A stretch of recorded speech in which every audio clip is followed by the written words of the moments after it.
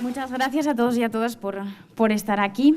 Esta actividad es la primera de muchas que esperamos que tengan este éxito o mayor en el futuro.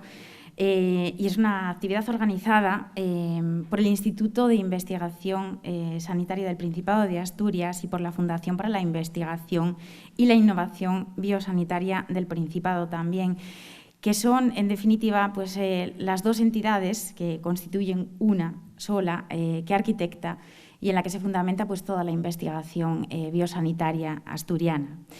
Así que, bueno, pues quiero agradecer al Instituto y a la FIMBA por permitirnos comenzar a hacer estos actos y quedaos con estas siglas, con estos acrónimos ISPA y FIMBA, porque estoy segura de que empezarán a formar parte de las conversaciones de todos para muy bien. Dicho esto, también quiero agradecer a la biblioteca, a Ramón Pérez de Ayala, que es un edificio histórico, y yo no lo sabía, pero fue inaugurada ya en el año 1670 y concebida con el propósito de ser la Casa de Comedias o Teatro del Fontán. Y a mí me parece, a título personal, además especialmente emocionante estar aquí, en la cuna de lo que eran las artes, hablando de las ciencias. Y antes de presentar a todos nuestros ponentes de excepción de esta tarde, pues me gustaría leeros unos testimonios. Aún hoy me estremezco al pensar en toda aquella gente que se fue. Eran tantos los entierros que a diario pasaban por delante de nuestra casa, que mi madre, para que yo no me asustara, corría las cortinas de la galería. Este testimonio es de José Ameal Peña, un vecino de Luarca. El siguiente es de Martha Reisner, de West Virginia, de Estados Unidos, y dice: todas las familias estaban afectadas y todas teníamos mucho miedo. Recuerdo que no paraba de toser y sentía como si alguien me apuñalara al respirar. Y aún así, mis padres, mi hermano y yo nos recuperamos. Podríamos pensar que estos testimonios son del presente, de esta pandemia del siglo XXI. Sin embargo, estos testimonios cuentan la historia de la primera gran pandemia del siglo XX, la mal llamada gripe española, y que, paradójicamente, sucede 100 años antes de lo que nosotros acabamos de vivir. Dicho esto, y teniendo en cuenta que se trata de virus diferentes y que la pandemia del siglo XX se llevó 10 veces más vidas que la presente hasta la fecha, pues yo creo que podemos reflexionar y puede ser el hilo conductor inicial de lo que vamos a hablar esta tarde. Y ya sin más, pues quiero presentar a nuestros participantes o ponentes de la tarde, agradeciéndoles sinceramente pues, que estén aquí un viernes por la tarde. En primer lugar tenemos pues, a Lola Escudero, que es la jefa del Servicio de Medicina Intensiva de Luca. Es la coordinadora de trasplantes del Principado de Asturias y es miembro del Grupo de Investigación de Microbiología Translacional del ISPA. Así que, bueno, pues ya pediros un fuerte aplauso para ella. Muchas gracias, Lola. Luego tenemos también a Santi Melón, una persona que ha sido, yo creo que probablemente pues todos lo conozcáis, los aquí presentes. Es el jefe de la sección de virología del Laboratorio de Microbiología de Luca. Su labor se centra en el diagnóstico y seguimiento de cualquier virus con importancia clínica, aplicado a todas las estrategias posibles que estén en su mano, y pertenece al grupo de investigación de microbiología translacional también del ISPA. Se ha sentado antes de que le diéramos el fortísimo aplauso. Gracias, Santi, por estar aquí. Mario Fraga es el subdirector científico del ISPA y es un honor contar con él porque es un científico titular del Consejo Superior de Investigaciones Científicas del CSIC. además forma parte del Centro de Investigación de Nanomateriales y Nanotecnología y del IUOPA, de la Universidad de Oviedo, y es toda una eminencia, de verdad, en conceptos de epigenética. Muchas gracias, Mario, por estar aquí. Él, además, bueno, pues también tiene su grupo de investigación en el ISPA. Carlos Larrea, pues es una persona que también, aparte de ser un buen amigo, pues es el jefe de servicio de inmunología, tiene un bagaje en investigación muy importante también, es catedrático de inmunología de la Universidad de Oviedo y no sé si lo dije, pero es el jefe del servicio de inmunología de Luca y es el investigador principal del grupo de investigación de inmunología translacional del ISPA y también os pido un fortísimo aplauso para él. Y ya por último, pues contamos con el Mario Margolles, que es especialista en medicina preventiva y salud pública. Ha sido el coordinador del Observatorio de Salud en Asturias y responsable de la respuesta epidemiológica precisamente en la pandemia del COVID-19 y de la gestión de la vigilancia en intervención en residencia de personas mayores. Por si alguien no lo sabía, es nuestro último ponente, el quinto, y pues le damos el fortísimo aplauso porque además se ha traído su globo identificativo. Muchas gracias. Y él también tiene un grupo de investigación en el ISPA. Bueno, ya tenemos a los ponentes aquí. Yo creo que teníamos un guión preparado, guión que a mí me encantaría que pudiéramos saltarnos y que esto se convirtiera en una tarde dinámica, ¿vale? En una tarde en la que podamos mantener diálogos abiertamente, sin restricciones. Ya nos hemos saltado todo protocolo, hemos aplaudido, antes hemos estado charlando tranquilamente y hemos compartido esa impresión, ¿no? Que queremos que, aunque estemos aquí como en la palestra, pues que esto se convierta en un toma y daca. No obstante, tenemos que empezar de alguna manera. Así que yo creo que la primera pregunta o la primera cuestión o el primer bloque de conceptos que nos gustaría tratar es, ya que esta pandemia huele otra vez a que llueve sobre mojado, ¿no? 100 años antes vivíamos o vivían la población mundial esta situación.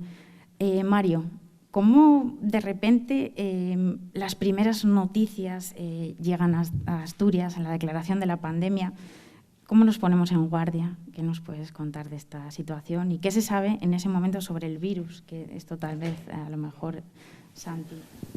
Por desgracia, todos estos fenómenos que son nuevos, en primer lugar, salen de la nada y a veces quedamos fuera de juego cuando empiezan a aparecer noticias de la aparición de un misterioso virus. Realmente ese virus tardó 2 meses en llegar a Asturias en cuanto a la aparición de casos específicos en personas concretas, que posteriormente dio lugar a fallecimientos como unos 14, 15 días después. ¿Qué sucedió en ese tiempo, desde la aparición, cuando China reconoció el 31 de diciembre del 19 la aparición en una provincia remota del país? Pues sucedió de todo. Nosotros en pandemias anteriores teníamos una respuesta adaptada. De hecho, veo entre el público personas que participaron en esa capacidad de respuesta. Aquí Santiago también participó en la creación de la red de médicos centinelas en su parte del laboratorio y había una serie de médicos que estaban dedicados a recoger muestras y patologías concretas, víricas, de carácter respiratorio, para atender a una posible pandemia gripal, que sucedió en el año 2009, con muy poca intensidad, pero fue una pandemia. Pero posteriormente, debido a que la pandemia no se consideró de altísima intensidad, digamos que se aflojaron los mecanismos de vigilancia y control. También es verdad que la aparición de este virus y la rapidez de su extensión a nivel mundial pues hizo de que cualquier tipo de respuesta fuese tardía. Nosotros en Asturias en concreto tuvimos la suerte que fue de los últimos lugares de España en que llegó. Y parte del gran éxito, éxito entre comillas, cuando tenemos 70.000 casos y 2.800 muertos, en una palabra, tuvimos pocos casos, pero es debido sobre todo a que cuando se hizo el confinamiento generalizado, Asturias tenía muy poca incidencia. El primer caso de Asturias se detectó por parte del laboratorio, aquí representado por Santiago Melón, el día 29 de febrero del año 20. Previamente en España habían aparecido casos con carácter aislado, casi siempre relacionados con un viaje al extranjero, tanto en países asiáticos. De hecho, durante el mes de febrero nosotros estuvimos buscando casos en personas que procedían de China. Es más, uno de los criterios establecidos en los protocolos, pero con carácter exclusivo, era que solo se podía pedir PCR a personas procedentes de la provincia concreta de China, lo que limitaba la posible vigilancia de entradas por otras vías, ¿no? Posteriormente... También te lo digo que no hicimos nada de caso. Bueno, el problema es que el laboratorio analizaba lo que le llegaba, y lo que le llegaba a veces se restringía en función de determinados criterios que hoy día se consideran equivocados. Realmente el poner la exposición a un ámbito concreto como carácter en la propia definición es un error que limita totalmente la posible entrada por otras vías. De hecho, a nosotros, cuando ya empezó la aparición del primer caso el 28 de febrero, el 29, perdón, el 29, posteriormente empezaron a aparecer casos que no tenían ninguna relación con viajes al extranjero. Es más, venían de Madrid. Y para nosotros en Asturias el mayor riesgo que hubo fue Madrid. Madrid y esa amenaza del cierre que hubo en un momento determinado, pero un cierre con 3 días de antelación, que permitió que muchos madrileños y muchos asturianos que estaban viviendo en Madrid retornaran masivamente. Eso impidió prácticamente el control de la infección en un momento determinado, porque teníamos miles de personas llegando a Asturias de un territorio altamente infectado como era Madrid.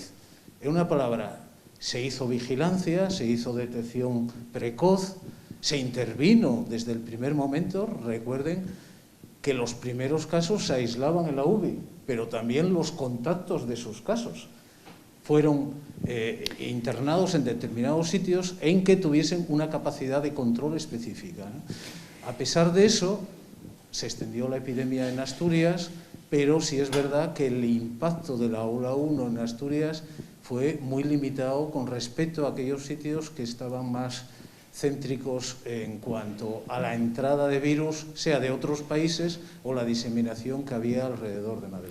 Cierto es que fueron varios, yo creo, los factores que hicieron que Asturias pues fuera un poquito por detrás, ¿no?, en ese sentido, y clave fue evidentemente el laboratorio de Santi, el laboratorio de virología del hospital.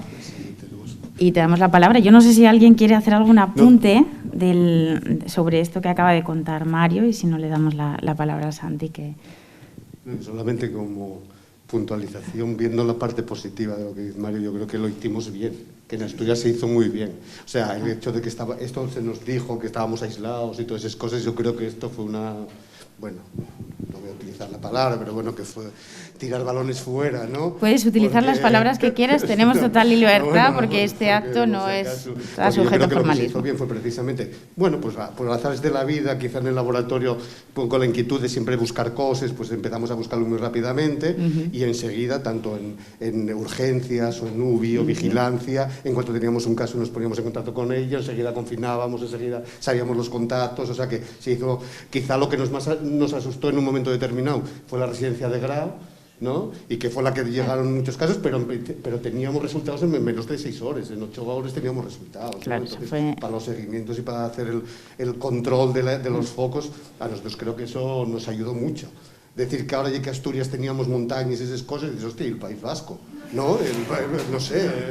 Pues en eso estoy totalmente de acuerdo, y Asturias fue efectivamente uno de... Entonces, bueno... Entonces creo que hay que ponernos en labor un poquitín de que esa primera hora realmente se hizo bien.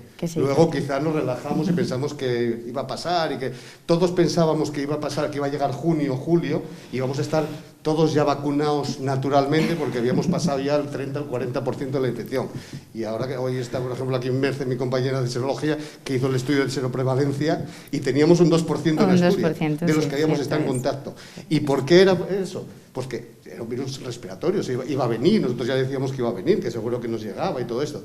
Y fue porque nos confinamos y porque mantuvimos unas normas de conducta que después abandonamos porque no nos pareció tan grave. O yo lo veo así, no sé Lola lo que dirá, que lo ve desde el punto de vista de la clínica, ¿no? Sí.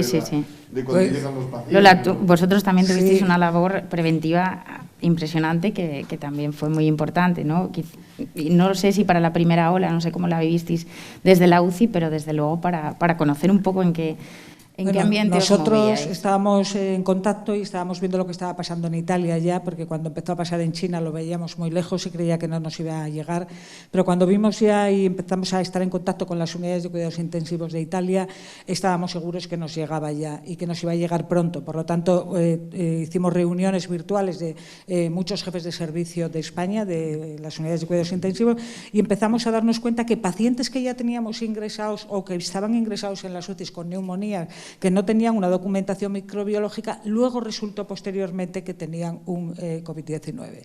Y entonces nosotros ya empezamos, incluso antes de que se dijera, porque efectivamente al principio las PCRs eran muy selectivas, solamente aquel paciente que venía de un área de riesgo geográfica se le podía pedir, nosotros efectivamente los clínicos nos fuimos adelantando un poco a todo esto y empezamos a pedir PCRs porque veíamos que teníamos casos con neumonía que estaban sin documentar microbiológicamente y que efectivamente sabían que era un SARS-CoV-2 y que además esos podían ser un foco de expansión dentro de todas las UCIs. O sea que realmente sí, eso fue un poco...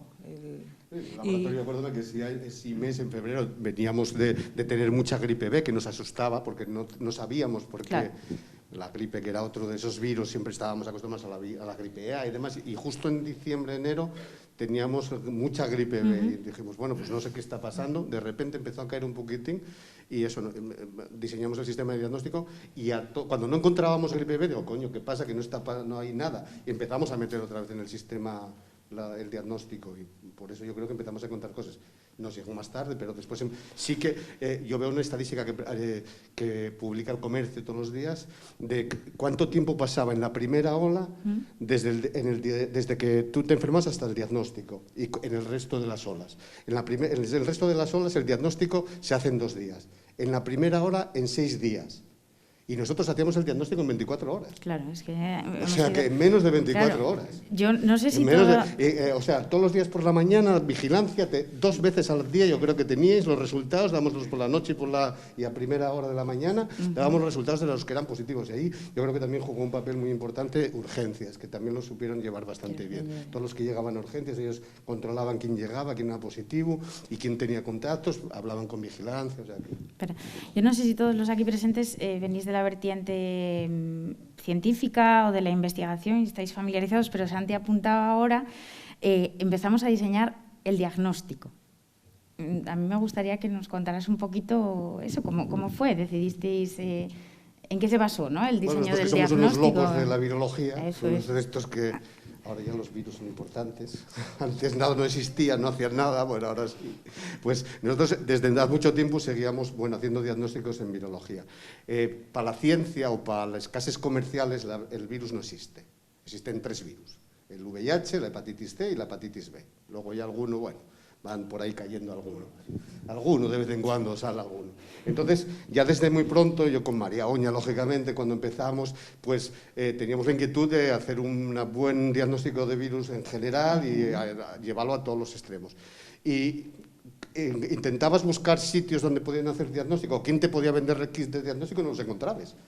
Y entonces nos tuvimos que montar nuestra propia película y nuestro propio laboratorio. Y entonces fuimos adaptando los cultivos celulares, haciendo primero detección de antígeno, muchísimas detecciones de antígeno, leíamos inmunofluorescencia, pasábamos en un cuarto oscuro, la de Dios de otro. Y entonces llegó el desarrollo de la biología molecular o genómica, voy a decir, porque la detección de antígeno y biología molecular también, ¿no? Entonces, bueno, la detección genómica. Y nos adentramos en ello. Y entonces, bueno, pues poco a poco, precisamente en la pandemia del 2009, tuvimos que cambiar ya todo el sistema, ya empezó a aparecer sistemas más rápidos y demás. Y entonces nosotros nos metimos en ese jaleo y empezamos a diagnosticar todo tipo de virus que nos parecían que podían tener importancia clínica. De lo que hablaba antes Mario, de los virus respiratorios, de médicos centinelos, ella hablaba de médicos centinelos para la gripe, pero nosotros informábamos todos los virus. Virus que después se metieron después también en el seguimiento, el VSR, y todo, los parainfluenza y todo eso. Entonces este era uno más. Porque nosotros sí creíamos que los virus hacían algo. Que no eran solo los bichos esos tan grandes, las bacterias y todo eso, y las resistencias y todo eso. Teníamos la firme convicción de que los virus también hacían alguna cosa. También están, ¿no? Presentes el tiempo en la sala. Bueno. A ver, bueno, yo sí quiero hacer un inciso aquí, sobre todo porque tenemos en la audiencia a un menor, a un chiquitín. Te vas a sentir el foco y voy por ti a saco. No te preocupes. No, somos dos nenos ya. Venga. Yo quería preguntarle si él sabía lo que era un antígeno, lo que era detectar el virus de manera genómica, cómo se pueden detectar que has tenido una infección por presencia de anticuerpos o no. ¿Sabes algo? Dinos lo que sabes o lo que quieres saber. Yo no sé nada de eso. Has venido aquí de cero para aprender, ¿no? Bueno, pues vamos a ver quién nos puede explicar o quién le puede explicar a él qué es un antígeno, cómo es la detección genómica y qué implica el detectar anticuerpos. Yo creo que Carlos o Mario, esta pregunta va para vosotros directamente. Yo creo que Carlos anticuerpos, Mario genómica, Santiago antígenos. Un antígeno es una sustancia extraña a nuestro organismo frente al cual nuestro sistema inmunológico responde. ¿Y cómo responde? De diferentes maneras. Por ejemplo, produciendo anticuerpos, que son una especie de balas que produce un tipo de células que reconoce esa molécula y la neutraliza. ¿Eso lo entiendes más o menos? Sí, más o menos. Pues esas balas, esas balas que nosotros producimos, las podemos inducir con las vacunas. Y las vacunas lo que son es, inducen esos anticuerpos para reconocer esos antígenos cuando vuelvan a aparecer. ¿Y cuando aparecen? Cuando volvamos a tener un encuentro con ese virus. Y eso es el secreto del tema, ¿no? Los antígenos son los cachitos del virus, son cachitos que reconoce el sistema inmune, porque tienen una forma específica que es diferente a cualquier otra cosa de nuestro cuerpo. ¿Me entiendes? ¿Sí? Pues me parece que Faustino tenía una pregunta. Sí, pero bueno, Mario va a contarnos sobre la genómica, ¿verdad?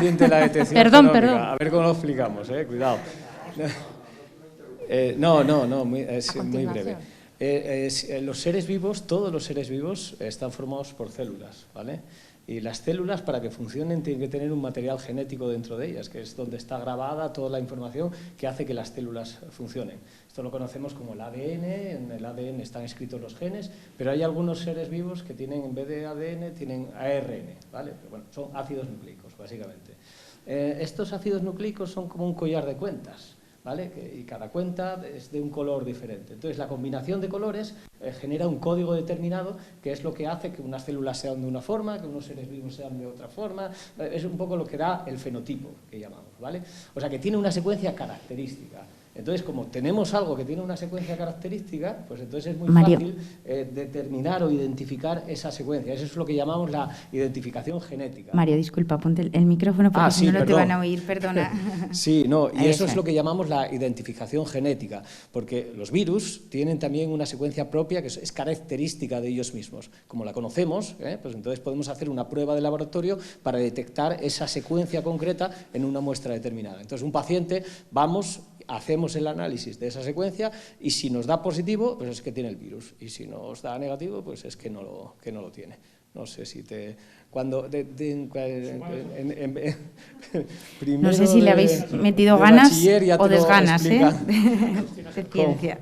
Claro, y luego además Santiago es capaz de detectar qué tipo de libros se leen en las células. Si las células, ese material genético es como una biblioteca, tú no puedes leer todos los libros, tú lees los que te mandan en tu clase de sexto de primaria, quinto, Los de primero de la ESO leen otros libros. Bueno, pues eso imagínate que es lo que pasa en distintos tipos celulares o en virus, bacterias, etc.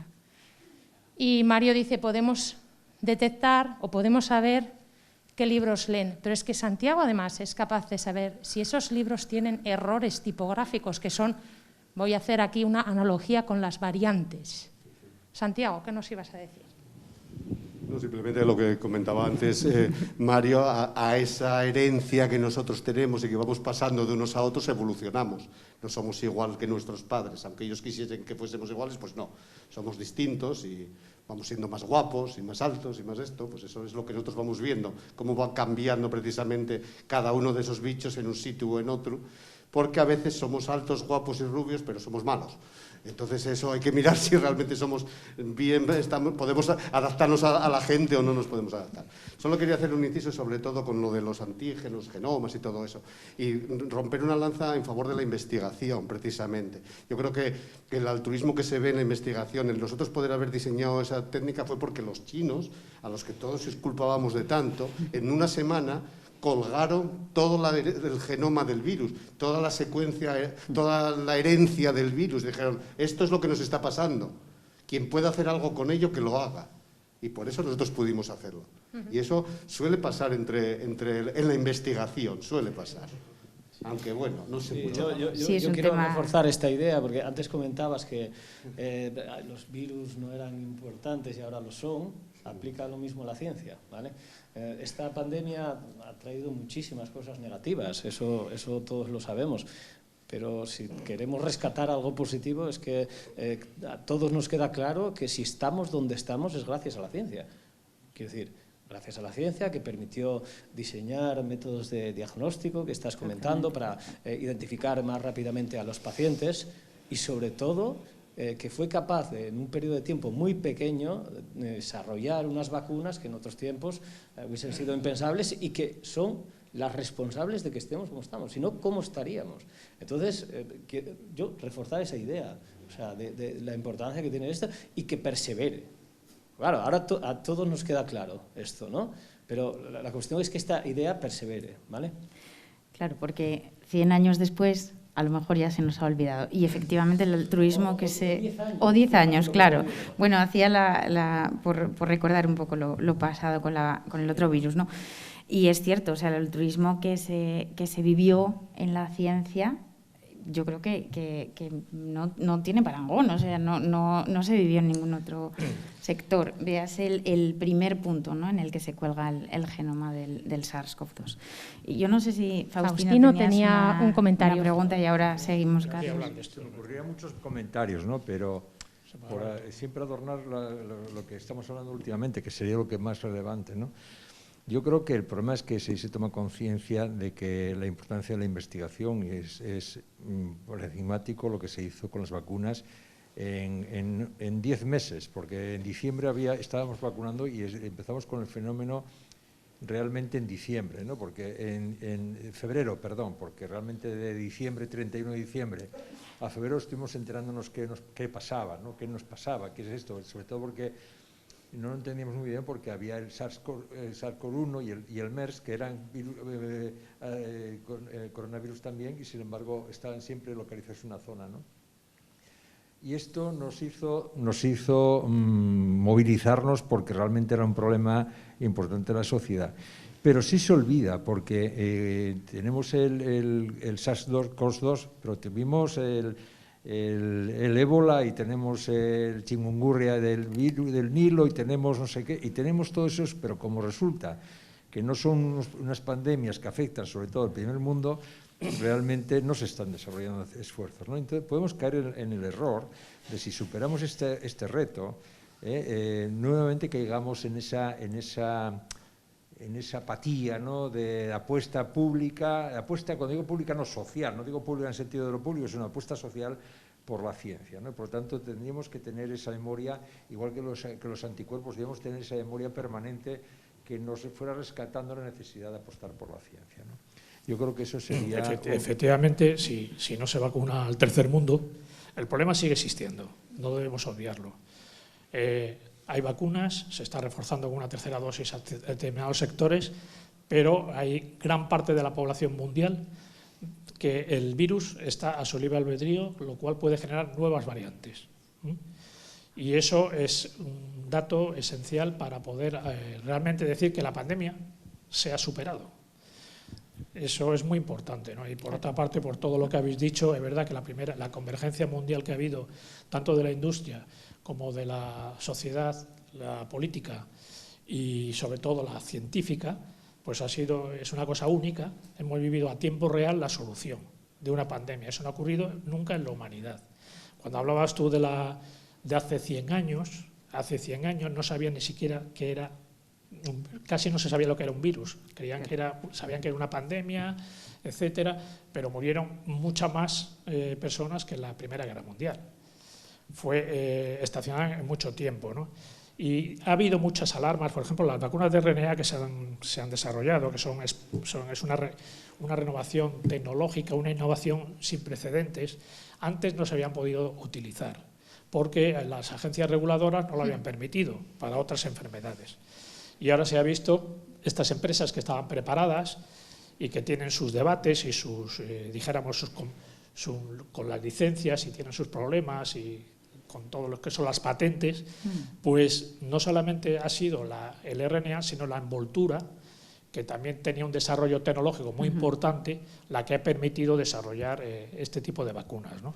Y si queréis después hablar de cómo es la vacuna y por qué tiene esa eficacia, podemos hablarlo. Tenemos, Elena, la participación de alguien del público. Preséntate, por favor. Hola, yo soy del comercio. Nada, solo quería preguntar en la línea de lo que...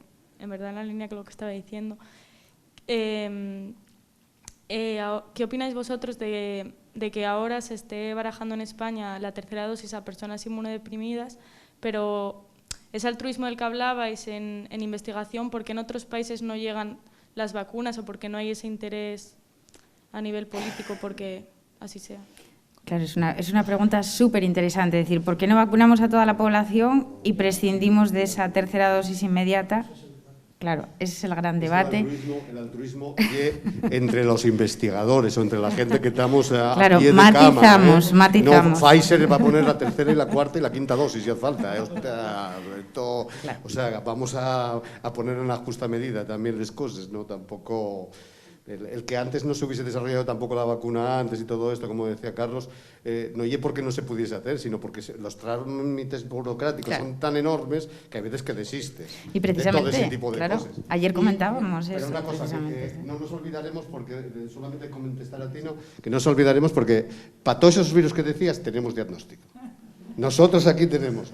Y si hay uno nuevo, también, para el SARS-CoV-1 también. Para el único que no teníamos era para el MERS, pero para los demás tenemos.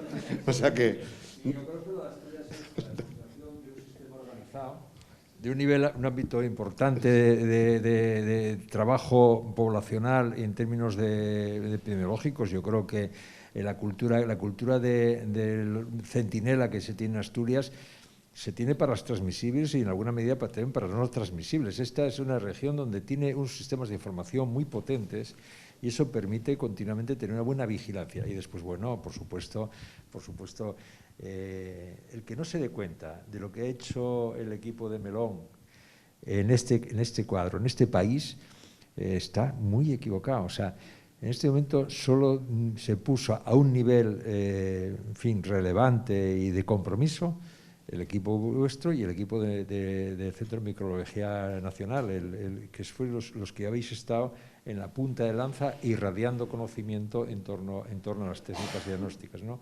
Yo creo que eso no se nos debe olvidar porque es otro valor más, ¿no? El valor del esfuerzo, el valor de la organización, la perspectiva social, el conocer, el tener siempre sobre el sistema una visión de conjunto, y eso ha sido determinante en el resultado, ¿no? Y yo creo que eso es otro tema, igual que mantener la sensibilidad para que realmente se siga haciendo el esfuerzo social por el conocimiento de la investigación. También hay que saber que detrás de todo eso hay personas y hay equipos y hay estructuras que han dado una respuesta, yo creo que adecuada, como no se ha dado en todo este país. O sea, en Asturias, en ese sentido, yo creo que tiene que estar muy orgullosa de lo que tenemos. El equipo Y debemos de saber defenderlo, además, y debemos de saber defenderlo. No, cuando digo melón, me permitirás que el equipo de Santi, que efectivamente están ahí atrás, regazaditas, pero diría todos y cada uno de ustedes ahí con vuestros equipos detrás. Las compañeras que han tenido o al lado, ni siquiera equipos detrás, sino clave. equipo al lado. Yo si veo a Lola, me acuerdo lo que sufría las UCIs de este país en el momento del confinamiento, ¿no? Cuando había 900 muertos diarios, ¿no?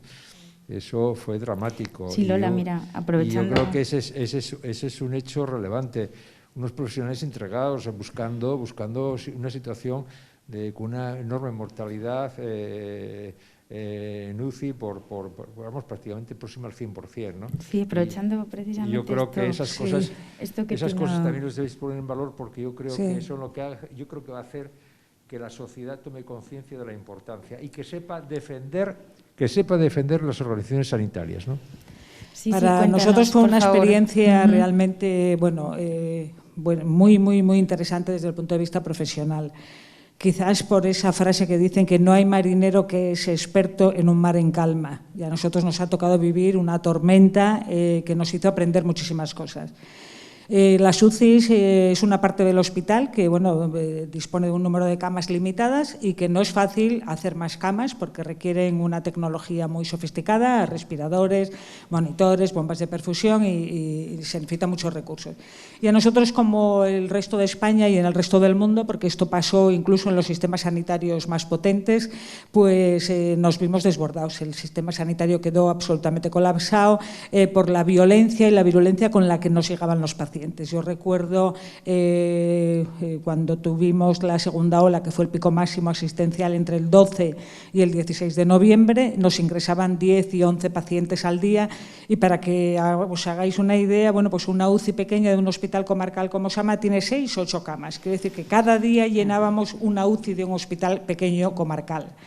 Y llegamos a tener entre el 12 y el 16 92 pacientes intubados en ventilación mecánica, solo los COVID más luego los no COVID que los teníamos repartidos por todo el hospital. Esto es el equivalente al hospital de Cangas de Narcea o de Arrionda, es un hospital comarcal, ronda las 100 camas. Luego nosotros tuvimos que habilitar espacios nuevos y deprisa y corriendo y conseguir respiradores y monitores para poder atender a todos los pacientes en situaciones muy dramáticas, porque además estábamos con los mismos recursos humanos, es decir, no había intensivistas. La especialidad de medicina intensiva ya sabéis que son 5 años, después de hacer las 6 años de carrera de medicina son 5 años de especialidad y estábamos todas las UCIs igual en todo el mundo y no había posibilidad de aquí en España de conseguir y contratar más médicos, con lo cual ni más enfermería especializada, con lo cual con el mismo personal tuvimos que atender pues el 500% de nuestra capacidad habitual, que fue así.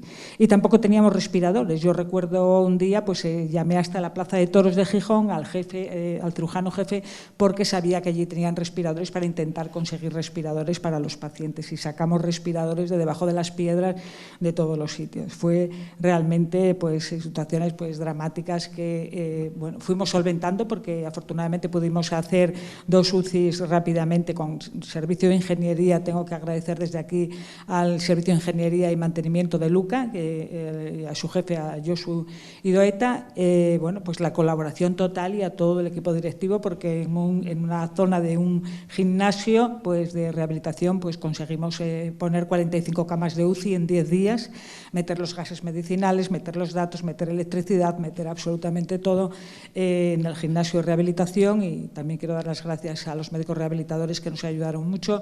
Y en otra zona de vestuario pues tuvimos que montar también otras 25 camas, es decir que hicimos ampliación, el hospital tenía que ir creciendo y sí que hay que destacar la plasticidad tan grande que ha tenido el sistema sanitario para adaptarse a una situación de estas.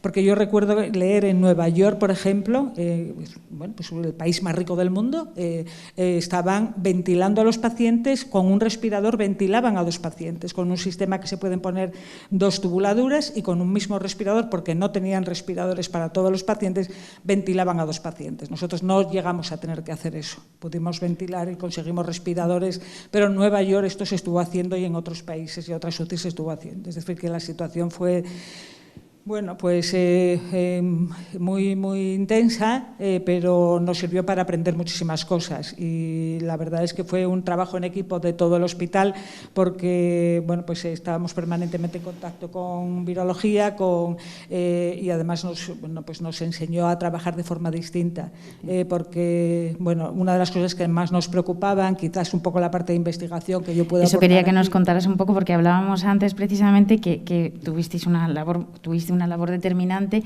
a nivel de investigación, anticipándoos un poco a ver cómo se comportaba en el entorno de UCI este virus con el fin de no perder a personal, porque sí, ya estabais francamente mal de gente asistencial. Entonces, sí, y de material. En las primeras semanas no teníamos los EPIs adecuados porque no esperábamos que fuera a ser la explosión tan grande con tantísimo requerimiento y cada paciente de UCI pues cada profesional que trabaja en una UCI requiere 25 EPIs de consumo diario, es decir, que eran un número tan alto que no teníamos EPIs para todos. Y entonces fue cuando empezó a haber muchos contagios de los profesionales.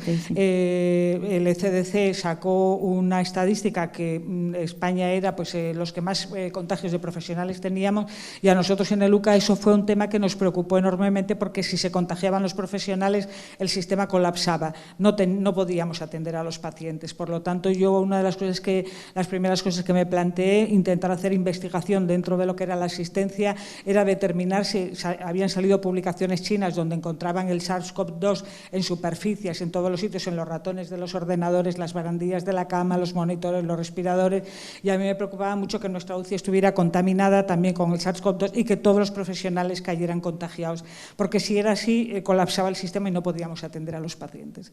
Entonces analizamos todas las UCIs con un montón de muestras, que luego fue un artículo publicado en la Revista Europea de Cuidados Intensivos, y fuimos la única UCI también que analizó el aire, porque también se empezaba ya a hablar de que la expansión tan bestial que había tenido en todo el mundo era porque tenía que ser por aerosoles, a pesar de que los primeros meses la OMS negaba que la transmisión fuera aérea. Era lo único que podía explicar que la expansión que se hubiera hecho una pandemia en tan corto espacio de tiempo, y nosotros veíamos como clínicos desde el principio que esa vía de transmisión tenía que tener un papel muchísimo más importante que la que decían. Y fuimos la única UCI en España que analizó el aire también, a ver si teníamos SARS-CoV-2, conseguimos meter presión negativa en todas las unidades de menos 10 pascales y además teníamos un intercambio de 15-20 ciclos de cambio de aire por hora en cada unidad. Por lo tanto, pues todas las muestras nos salieron negativas y entonces recuerdo que fue entre abril y mayo, chequeamos a 237 profesionales de la UCI, incluidas las limpiadoras, y todos salieron negativos. Hicimos serologías, hicimos PCRs a 237 profesionales de la UCI, todos fueron negativos, y para nosotros pues fue un éxito el conseguir que los profesionales no se contagiaran, porque podían ser transmisores a la comunidad, a los pacientes, y además impedir la atención de los pacientes. Bueno, entonces queda constatado que se hizo bien en Asturias en muchos niveles, ¿no? Y podemos estar contentos. Mario, yo creo que es el momento, hemos hablado un poco de diagnóstico, de tratamiento, ¿no? Tratamiento probablemente nos daría para mucho, quizá de la prevención, ¿no? que sería el concepto de las vacunas. A lo mejor volvemos a ello, pero tú antes mencionabas algo muy importante, y es que de repente tomamos conciencia de que la investigación es importante, y toman conciencia también, yo creo que el país se vuelca de alguna manera y surgen incluso ayudas, convocatorias competitivas específicamente destinadas a la investigación del COVID-19. Yo creo que eres una de las personas indicadas para contarnos, pues en ese momento, decir, bueno, pues vamos a ir a por esto, decidisteis apostar por un proyecto que concedieron y bueno, cuéntanos un poquito. Sí. ¿Cómo fue básicamente, hombre, es obvio que el trabajo que se hizo en las UCIs fue increíble, los trabajos que hicieron para detectar los virus fueron también estupendos, y en ciencia ocurrió algo llamativo, la aparición del virus fue como una bomba atómica en los laboratorios. Imagínate, laboratorios que tienen están funcionando con animales vivos, que tienen cultivos, y que en un momento dado pues nos tenemos que confinar y todo eso tenemos que cerrarlo, miles y miles de euros que se pierden. Fue una auténtica bomba atómica, como muchos trabajos, pero bueno, en ciencia esto implica gastos económicos importantes. Y en ciencia quiero destacar que ocurrió algo muy llamativo, ¿no? Porque muchos laboratorios se pusieron a arrimar el hombro, ¿no? Porque y nuestro laboratorio es un ejemplo. Nosotros somos un laboratorio, yo de todos los ponentes que están aquí seguramente sea el que menos relacionado está con la virología. Lo que pasa es que en un momento dado pues ves una situación de crisis como la que tuvimos y entonces pues lo que tienes que hacer es arrimar el hombro. Entonces en el laboratorio pues tenemos una serie de tecnologías que estamos utilizando para cosas completamente diferentes que no tienen nada que ver con los virus, y un investigador postdoctoral del laboratorio, Juan Ramón Tejedor, que es un tío muy brillante, activo, que tiene ideas y dice, oye, esto, quiero decir, tenemos que hacer algo, tenemos que intentar poner nuestro granito de arena y tal, y entonces pues bueno, básicamente planteamos un proyecto para utilizar balizas moleculares, que son unos fragmentos de DNA que llevan una molécula fluorescente en un extremo que te pueden servir para detectar fragmentos de ADN, lo que explicábamos antes al crío, sin necesidad de utilizar pruebas de PCR. Y esto eventualmente, cuando tienes una situación de crisis, que bueno, puedes tener que estar en situaciones de necesitar detección en ámbitos que no depender de máquinas como los termocicladores, etc., pues bueno, podía ser una cosa interesante. Lo pusimos en marcha el proyecto, nos lo financiaron bien a nivel nacional, y el proyecto funcionó. Vamos, el dispositivo lo diseñamos, no solo detecta el COVID, sino que sirve para detectar otro tipo de virus. Colaboramos con Santiago, que ahora estamos haciendo pruebas con pacientes para ver un poco. Y es un poco, yo creo que es anecdótico, pero sirve de ejemplo para ver un poco cómo la ciencia se volcó con este tipo de cosas. Porque no somos el único laboratorio que hizo esto, sino muchos otros laboratorios de todo el mundo se dieron cuenta de la importancia tan grande de lo que estábamos afrontando y se pusieron un poco las pilas, ¿no? Entonces... Carlos, ¿quieres decir algo? Sí. Sí, nada, lo que dice Mario, ¿no? Aquí todo el mundo empezó a moverse hacia una dirección, ¿no? Y es conseguir desde su campo saber algo más y poder aportar algo, ¿no? Nosotros, desde inmunología, de los inmunólogos y sobre todo de los compañeros que están aquí, hicimos un biobanco de todos los pacientes, tanto los leves como los graves, para conocer un poco la respuesta inmunológica más específicas, que es lo que a nosotros nos interesaba, porque estábamos detrás de que la respuesta de las células T iban a ser relevantes para esta pandemia, porque sabemos cómo funciona el sistema inmune frente a los virus y tal. Y de hecho es lo que estamos ahora monitorizando, ¿no? Eso fue una parte. Por otra parte, buscamos mecanismos también de cómo podemos evitar la entrada del virus, pero no por métodos inmunológicos, sino por otros métodos, ¿no? Proponiendo otros fármacos o medicamentos que se han ido utilizando, ¿no? Y uno de ellos para nosotros ha sido el valproato. Hablamos con Lola Escudero para ver cuántos pacientes tomaban valproato en nuestro hospital y vimos que había algún indicio, porque sabemos que el valproato tiene unos mecanismos epigenéticos y sabíamos por nuestros resultados que inhibía la entrada del virus porque bajaba los niveles de AC2, bajaba la inflamación y otra serie de cosas. De eso ha salido una publicación que se va a salir propiamente en la red y hemos visto que además inhibe el ciclo vírico, con lo cual pensábamos que el valproato podía ser un medicamento que se podía utilizar independientemente de las vacunas, porque ha habido muy poca investigación en antivirales. Para impedir y la ese replicación del virus. Es un campo que está ahí todavía por desarrollar.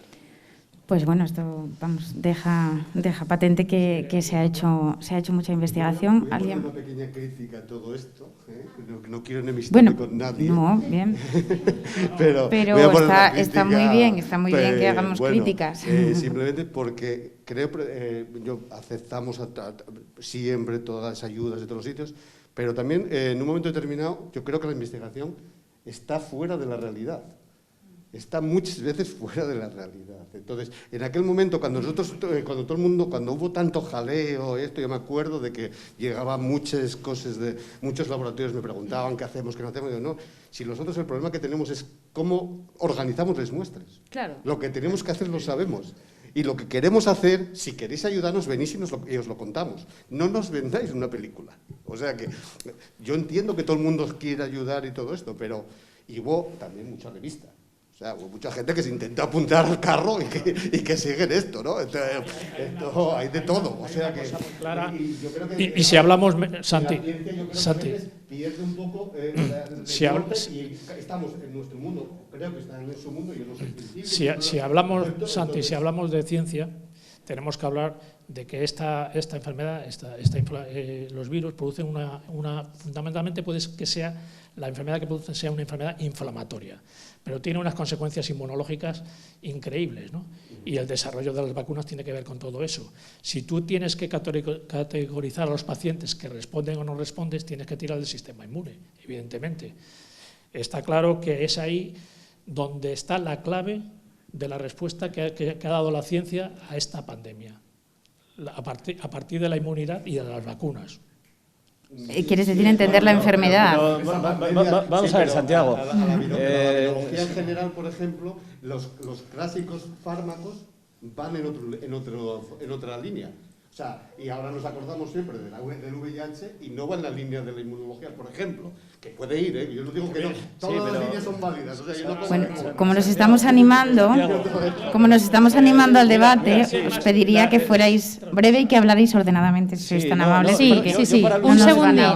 Por alusiones voy a contestar a Santiago, por alusiones, porque yo, mira, entiendo perfectamente lo que dices y entiendo que en un momento determinado de crisis vosotros tenéis que dar una solución rápida a un problema determinado, ¿vale? Y hasta ahí bien, pero eso no tiene nada que ver, no tiene absolutamente nada que ver con el hecho de desarrollar soluciones que no existían antes y sin las cuales no estaríamos donde estamos. Y eso fue gracias a la ciencia, exclusivamente. Bueno, y quiero matizar una cosa con respecto a esto que dice Mario, y esto es una opinión personal, y es que Elena, es importante... perdona que te interrumpa, pero es que si no, Faustino va pero a subirse al la estrado. Un momento, de innovación. que es que por alusiones quiere seguir... Yo quiero entender a Melón bastante bien y quiero señalar una cosa importante, porque si no parece que entonces estamos tratando de parcializar un problema y decir la ciencia, la investigación. Evidentemente, quien discuta que la investigación es necesaria y en este caso aportó un plus determinado, eso es indudable. El problema es que ante los grandes retos como este, el problema es sistémico. Es sistémico. El mayor error probablemente que ha habido con esta pandemia no es que no hubiera investigación, que la había, es que no se abordó el problema en la comunidad. Y al no entenderse el problema en la comunidad, el virus tuvo un movimiento sin control. No se hicieron bien los rastreos, no se hicieron muchas cosas. Por lo tanto, olvidemos, a partir de un problema como este, que nos puso en evidencia, pensar que hay un grupo que realmente ha demostrado que estamos... No, yo creo que es un problema sistémico. Si no hay investigación, tenemos un problema, pero si no hay sistema, tenemos un problema. Por lo tanto, pensemos cómo nos articulamos y cómo todos somos sinérgicos para resolver problemas. La investigación por sí sola tampoco hubiese resuelto el problema. Es más, estaría absolutamente desbordada.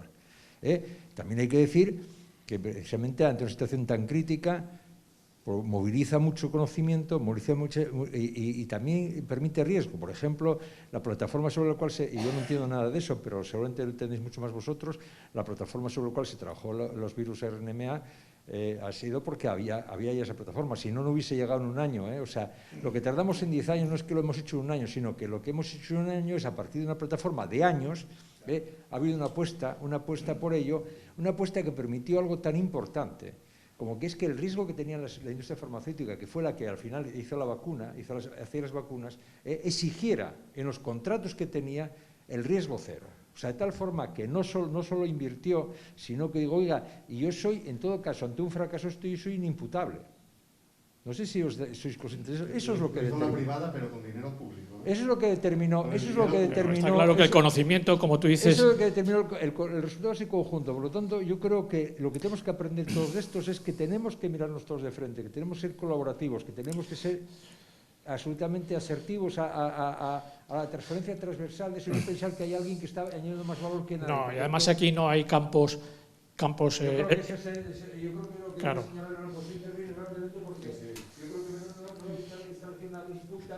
No hay campos estancos, la ciencia es transversal y compete de una forma clara a todos. Tenemos aquí participación de la audiencia solicitada. Preséntate, por favor. Soy Marta Elena, soy compañera de Santiago y solamente decir que bueno, se puede también un poco malinterpretar lo de lo que comentaba Santi de arribistas.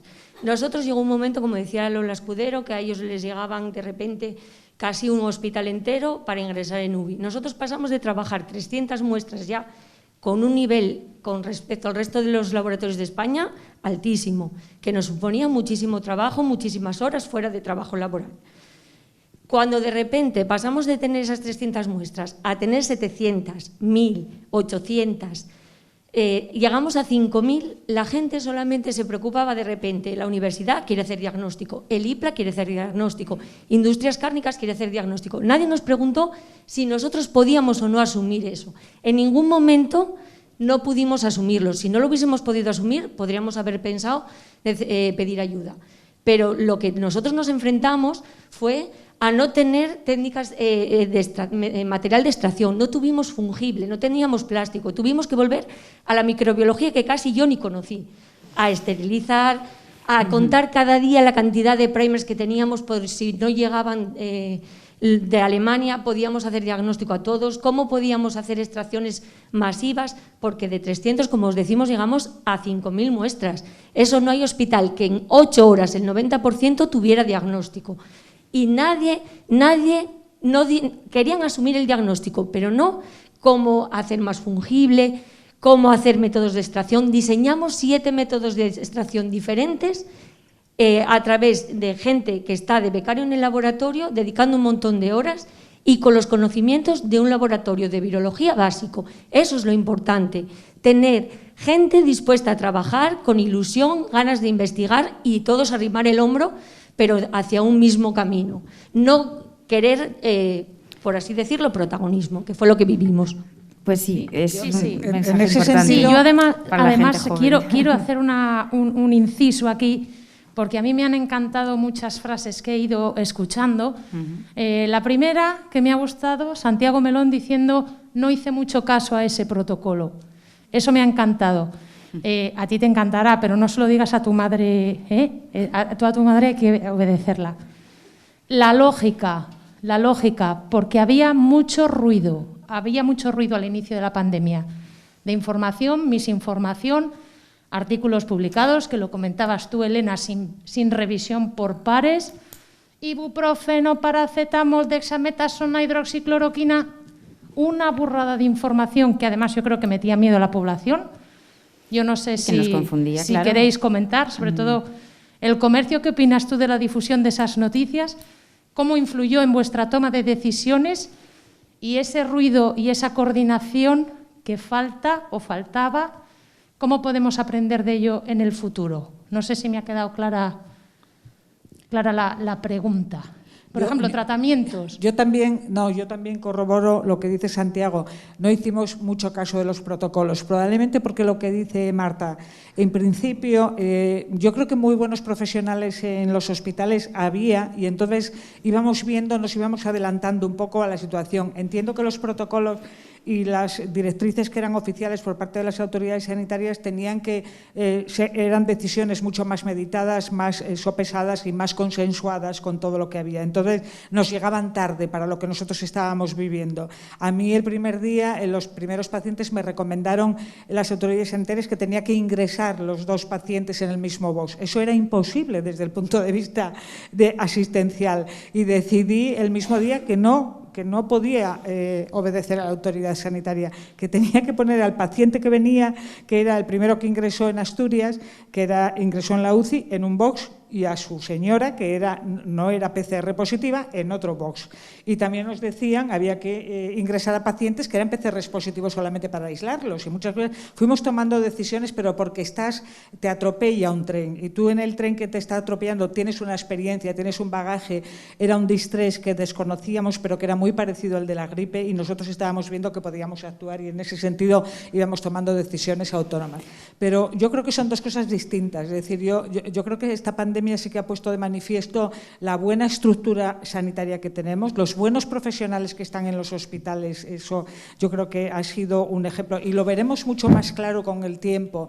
Ahora estamos todavía inmersos en esta vorágine y no nos damos cuenta, pero probablemente cuando tengamos perspectiva suficiente para verlo con distancia dentro de 5 o 10 años, yo creo que el trabajo que se ha hecho realmente ha sido un trabajo excelente el que se ha hecho en los hospitales. Pero independientemente de eso, reconozco que efectivamente la ciencia básica, la investigación ha sido clave para que estemos ahora donde estamos, afortunadamente, porque sin la vacuna no estaríamos donde estamos ahora. Bien, es verdad que eran estudios ya que ya llevan muchos años y que se facilitó mucho, porque no hay que olvidar que esta pandemia lo que ha puesto es en jaque toda la economía mundial, y cuando tú pones en juego la economía y el dinero de muchísimos lobbies y de muchísimas estructuras económicas con un sistema económico y unas estructuras políticas y sociales y económicas que hay, con eso no se juega, con eso no se juega. Y se puso en marcha el gran mecanismo para intentar controlar que la economía mundial no colapsara y que el dinero siguiera rodando. Y para que el dinero siguiera rodando había que tener salud, y para que hubiera salud había que tener una vacuna o un antiviral. Y esto son las implicaciones y las relaciones que tienen la política, las estructuras económicas y la salud. Y yo soy pesimista en ese sentido porque creo que la gente no aprende porque olvida, tenemos capacidad de olvido. Afortunadamente tenemos capacidad de olvido para poder sobrevivir, si no la vida sería demasiado dura. Y nos olvidamos siempre de todas las cosas. O sea que de esta pandemia no tengo esperanza de que aprendan generaciones sucesivas para aprender lo que tenemos que aprender, que el mundo es global y que la salud es global. Y si no estamos todos vacunados o no está todo el mundo, países del tercer mundo, no, y eso ahí no soy excesivamente optimista. Hemos vacunado al primer mundo, que es el que económicamente interesa, y en ese sentido, bueno, pues sí, las relaciones sería muy interesante, pero eso es otro debate, probablemente. La economía, las estructuras económicas y la política, qué sistemas políticos tenemos y con respecto a la salud de los ciudadanos. Ciertamente es otro debate y quiero pedir a Mario Margolles, que desde hace un rato pedía la palabra, que intervenga, por favor. Quiero decir dos cosas. En primer lugar, los protocolos siempre se deben cumplir, desde el punto de vista legal y desde el punto de vista científico. Nos gusten o no nos gusten. Yo soy el primero que no me gustan mucho de los protocolos que tengo delante, pero los hay que cumplir. En primer lugar, por un hecho de seguridad jurídica por parte de los profesionales. Por otro, por parte de la propia organización en la que estamos trabajando. Y en tercer lugar, todos los protocolos deben ser lo suficientemente flexibles para ir adaptando determinado tipo de características. Flexibilidad, conocimiento científico detrás de ello, y cada cosa tiene su tiempo. Ya sé que a veces viene el tsunami y tenemos que responder rápidamente. Y en segundo lugar, para no caer en el ombliguismo, porque yo veo ahora mismo un ombliguismo en lo que estamos hablando, en el sistema sanitario, biosanitario, es la ausencia de cualquier comentario respecto a la respuesta social. Si estamos aquí ahora mismo, no solo estamos aquí por los logros de la biociencia, sino porque hubo un confinamiento de 48 millones de personas con una serie de ayudas que se dieron a 1 millón de personas que quedaron en desempleo, que quedarían absolutamente en la pobreza, como quedaron en Estados Unidos, en una cantidad enormemente importante, y todo eso requiere también investigación.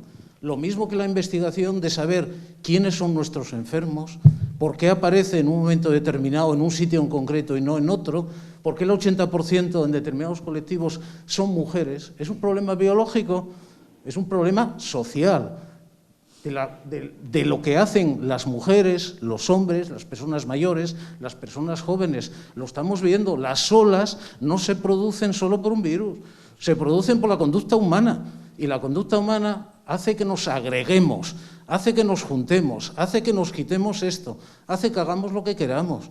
Lo estamos viendo ahora mismo. ¿Quiénes son los no vacunados? ¿Tenemos una vacuna? Muy bien, se hizo. La tenemos en 8 meses, pero si la gente no se vacuna, es un problema social, no es un problema biológico el que la gente se vacune o no. ¿Quiénes son los que no se están vacunando en estos momentos?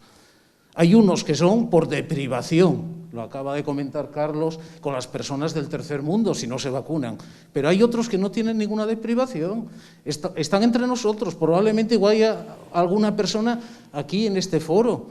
¿Cuáles son los motivos por los que la gente adopta determinadas conductas que hacen que esto esté condenado a repetirse en un periodo de tiempo próximo. Repetirse a corto plazo, repetirse a largo plazo, etc. Eso es social. La investigación debe ser social también. Y están investigando, y mucha gente lo está investigando. Y son parte de la respuesta de medidas institucionales a partir del Estado. Y cuando pienso en Estado es la sociedad organizada, no estoy pensando solo en la Administración Central del Estado, medidas de apoyo incluso de las propias personas. Muchos barrios en Asturias se soportaron la situación de muchas personas por la ayuda de las personas que vivían al lado, de los vecinos, no por el sistema sanitario. No solo por el sistema sanitario, sino por la actitud organizada de ayuda de la gente. Eso lo hay que analizar también, porque eso lo tenemos que explotar. Esas conductas proactivas de las personas para ayudar a otras, el propio ERTE, los ERTE son una cosa singular en Europa que sirvió para salvar la vida a 1 millón de familias, a 1 millón de personas en un momento determinado que quedaron por el confinamiento. Evidentemente el confinamiento también generó muchísimos problemas de soledad, de aislamiento en determinadas personas, pero todo eso lo hay que analizar, eso no es biología, eso es conducta humana en respuesta o como resultado de una intervención de un virus. Claro, el virus es biológico. ¿Qué pasó en las residencias? ¿Qué tuvimos que hacer en las residencias? Confinar en una cárcel durante meses a personas. Los que trabajábamos en eso fuimos llamados de todo. Priorizamos el aspecto biológico. Aislamiento, la primera misión de la epidemiología es aislarte, sepárate, porque estamos hablando de enfermedades transmisibles. La separación es mayor o es menor dependiendo de la enfermedad.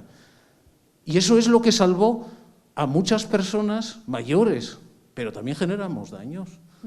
Daños cognitivos, daños de aislamiento, daños de todo. Entonces hay que ponderar la parte biológica con la parte de organización, que en esto yo no sé si lo llamaría social, psicológica o simplemente humana. Sí, son apuntes importantes los que acabas de... Sí. A ver, teníamos aquí teníamos una ahí a pregunta Beatriz, de sí. Beatriz, y luego sí quiero responder por alusiones para explicarme mejor, y de hecho me alegro de haber punzado ahí un poco. Beatriz, preséntate. Bueno, mi nombre es Beatriz y soy investigadora del ISPA. Era un poco a razón de lo que veníamos contando antes, ¿no? Y lo que acaba de apuntar muy bien Mario, que el éxito o el medio éxito, porque yo creo que el camino que queda por recorrer aún es importante, es muy rápido para tirar voladores, viene en global de la sociedad, ¿no? Hay respuestas que necesitan o situaciones que necesitan una respuesta mucho más rápida, la que viene dada por los servicios más clínicos, ¿no? Ahora estáis diciendo, o sea, era cuestión de horas, no podemos plantearnos, vamos a plantearnos un proyecto, un estudio, sino que hay que dar respuestas mucho más rápidas, es la que da la clínica. Y hay otro tipo de respuestas, que todavía tenemos muchas abiertas por delante, que es la que desde la investigación a la que podemos abordar, ¿no? A lo mejor con un poco más de tranquilidad, pero desde luego que son respuestas, no voy a decir más difíciles, ¿no? Pero desde luego que sí que requieren un poco más de trabajo. Y por establecer un poco de debate o preguntaros un poco también, un poco de opiniones más personales, hemos hablado mucho del éxito, medio éxito, de lo bien que lo hemos hecho. Estoy seguro que en el fondo de vosotros hay cosas que ni haríais igual si tuvierais una segunda oportunidad, porque se va aprendiendo sobre la marcha y esto es normal, ¿no? Te equivocas y vuelves atrás e intentas hacerlo mejor, pero no siempre va a salir. Entonces, a Santi y a Lola, que sois los que habéis estado ahí más en primera línea, si volvéis la marcha atrás, ¿qué cosas, no sé si demandáis del sistema o qué podríais haber hecho de otra manera? No quiere decir que a lo mejor sea mejor, ¿no? Pero que si pensáis ahora decir, pues esto, si lo hubiéramos abordado de esta manera, bueno, hubiera sido a lo mejor diferente, ¿no? Era por eso. Y luego, ya para acabar, a los que os dediquéis más a la investigación y en los que habéis estado más implicados en esto, una cosa que nos caracteriza a los investigadores es que siempre tenemos preguntas, miles de preguntas, la mayoría nos quedan sin respuesta, desgraciadamente, y que siempre nos estamos quejando de la financiación, ¿no? muchas veces reales, porque a pesar de que sale el Carlos III dio no sé cuántos millones para investigación del COVID, pues al final eso es muy poquito para lo que se necesita, ¿no? O comparado con otros países. Entonces, ¿qué preguntas científicas, si no tuvierais límite de dinero, a día de hoy os plantearíais dentro de este ámbito del COVID, bien desde la inmunología o más desde la genómica, que a lo mejor es el campo de Mario, ¿no?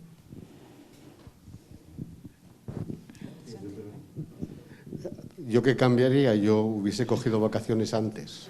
A ver si me confinaban en Hawái, quizá. Pero bueno, quizá eso, no lo sé. Yo creo que, yo no estoy muy de acuerdo con lo que dice Mario. Yo entiendo que él diga que los protocolos tienen que seguirse y yo creo que hay que romperlos.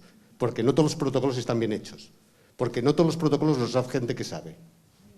O sea que eso creo que hay. Yo, ya lo sabéis, algo los que me conocéis, yo no estoy a favor de los cribaos. Creo que no son lógicos. Pero a mí me tienen como algo raro, y algo raro y no sé cuánto. Los protocolos dicen que hay que hacer cribados, la consejería lo hace. Yo puedo discutirlo, si alguna vez me preguntan, discutiré por qué yo creo eso.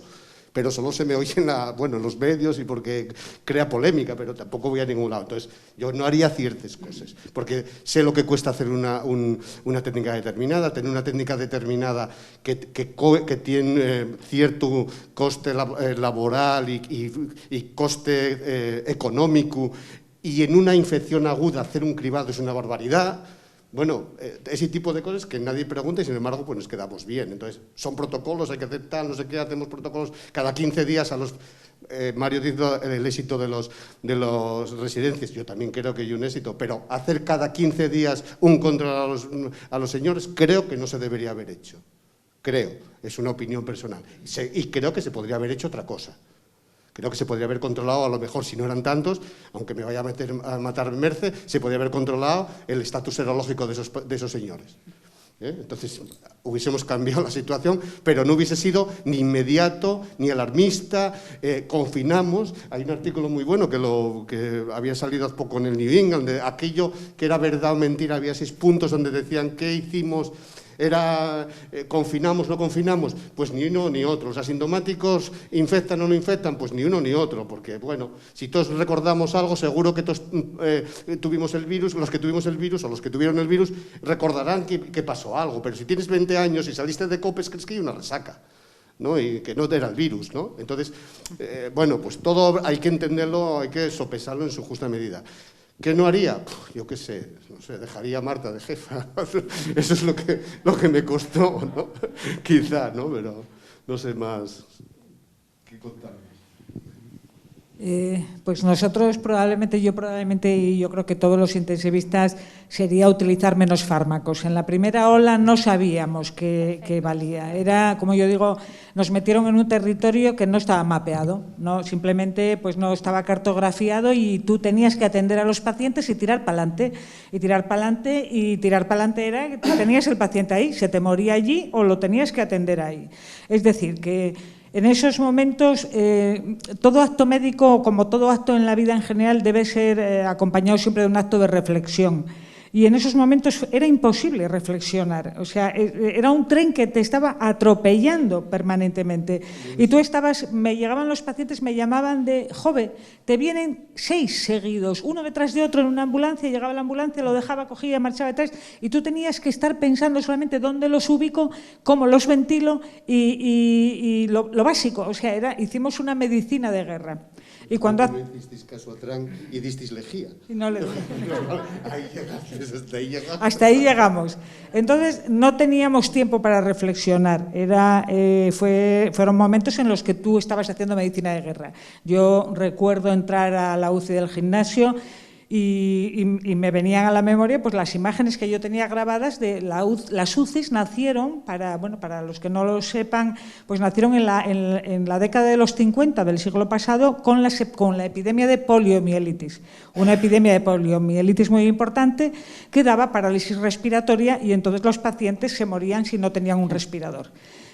Aquello se solventó en Estados Unidos y aquí en los países nórdicos, pues se hacía una traqueotomía al paciente y estudiantes de medicina se turnaban cada 2 horas y ventilaban manualmente con una bolsa, con una ambúa a ese paciente que luego se recuperaba, pero había que mantenerlo días y semanas. Y en Estados Unidos, que ya estaban más avanzados, pues tenían lo que se llaman los pulmones de acero entonces.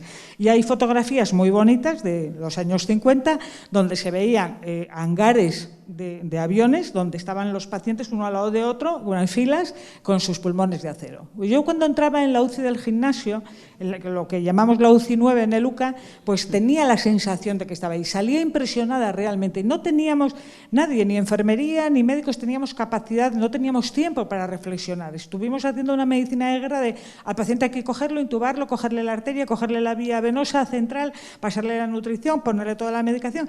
Y entonces nos llegaban información, yo tenía reuniones, recuerdo, los miércoles por la tarde de 6 a 8 virtuales con varios jefes de servicio de la UCI de España, donde nos íbamos contando cada uno qué estábamos viendo, qué experiencias teníamos y íbamos aprendiendo unos de otros. Y en esa primera ola pues se tiró a todo el monte, como decimos normalmente en clínica. Poníamos de todo, o sea, no sabemos si sirve o no. Obviamente, eso de que medicina basada en la evidencia, en este caso, evidentemente, no había evidencia posible ninguna porque nos estaba atropellando el tren, por lo tanto, valoraba riesgo-beneficio. ¿Este fármaco, si lo pongo, puede provocar muchos efectos secundarios o no? Bueno, pues no, venga, tira. Y le poníamos de todo. Probablemente lo que yo no haría ahora sería intentar, pero bien es verdad que eran unas condiciones donde no podía reflexionar eso. Luego ya en la segunda ola ya salían estudios y nos decía que esto no sirve y fuimos depurando el tratamiento y realmente pues se quedó con muy poquito, pero en la primera ola pues nos atropelló a todos, era el tsunami que nos invadía y entonces ¿qué haces con el paciente? Bueno, pues dicen que hay algún estudio, salieron 20 y tantos casos de los chinos que dicen que va bien la cloroquina, la hidroxicloroquina, el no sé qué, y poníamos de todo. Entonces, bueno, también entramos en ensayo con el Remdesivir en la primera ola, lo pusimos también, bueno, pero lo poníamos dentro de un contexto de un estudio ya. Bueno, pero sí, ese bombardeo ha bajado mucho y yo creo que esa lógica que yo puntualizaba y enfatizaba en lo de romper el protocolo, ¿no? En el sentido de la lógica o de anticiparse, no de jugar con la seguridad, por supuesto que no.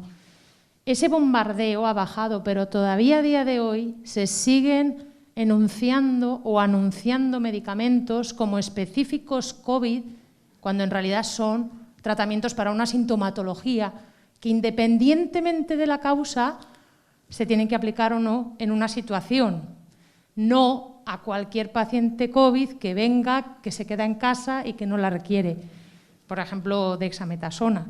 Y hay muchos ensayos clínicos que siguen sacando conclusiones de estudios en los más críticos y lo extrapolan a los menos críticos.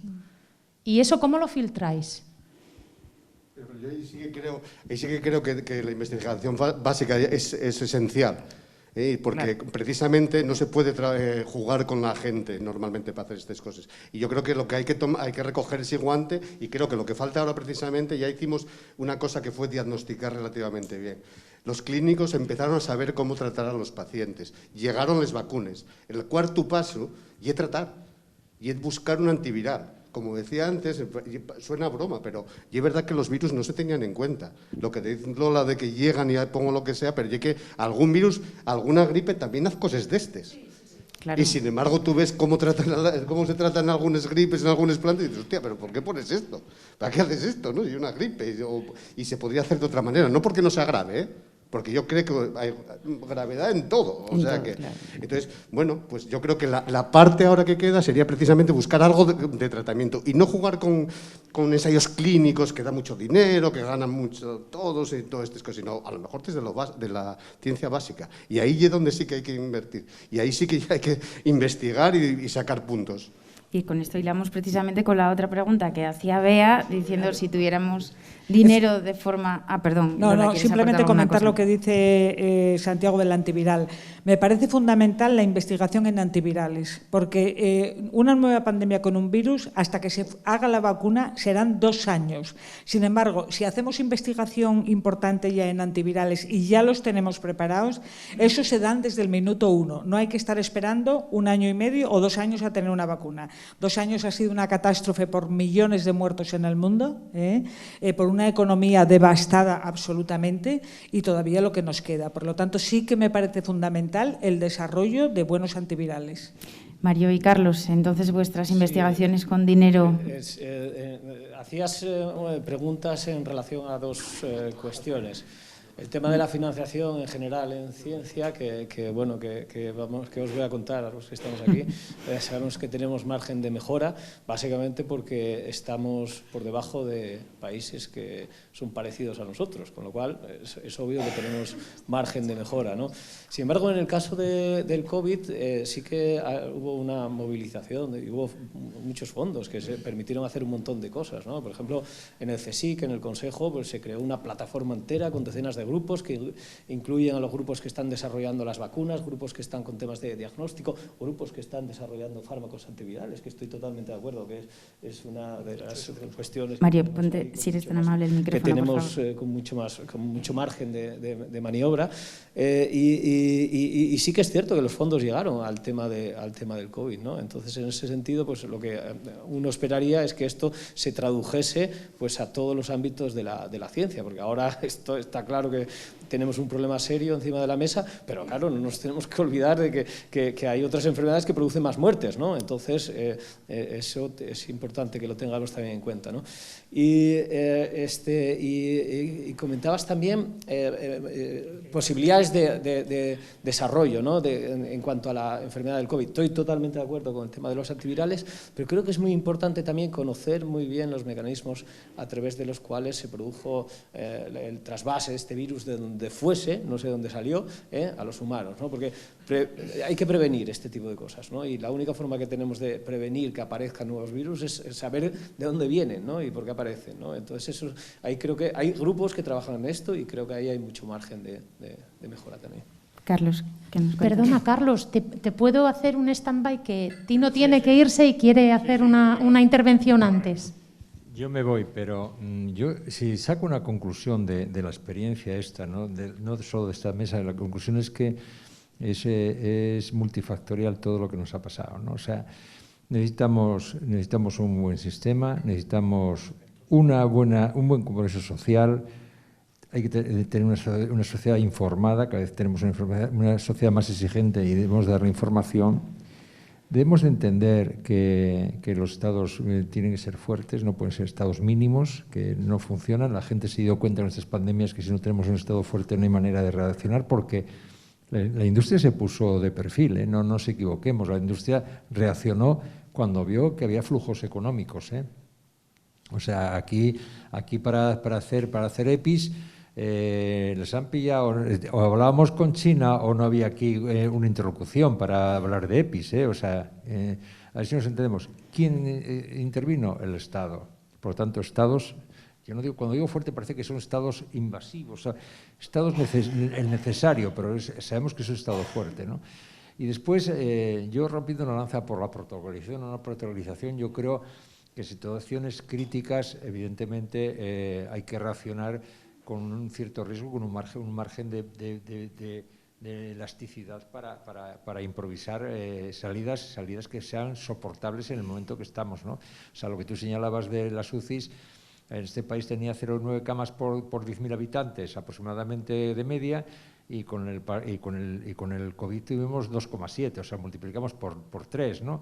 Y eso es la capacidad de reacción, la capacidad de ser elásticos, la conciencia social, el soporte social en términos de ERTE. O sea, si no hubiese ocurrido todo eso, hubiese sido una catástrofe global. Por lo tanto, yo creo que lo que hay que señalar en la parte que nos afecta es que, lógicamente, sistema y investigación fuerte. Nosotros lo que nos toca aquí, que estamos en FINBA, ISPA, es que realmente nos vean en Asturias como una oportunidad para desarrollar conocimiento y desarrollar investigación que sea aplicable y nos traiga pues, la capacidad de no generar autonomía, porque cada vez somos más globales, ¿no? Pero sí la capacidad de dar respuestas desde aquí, ¿no?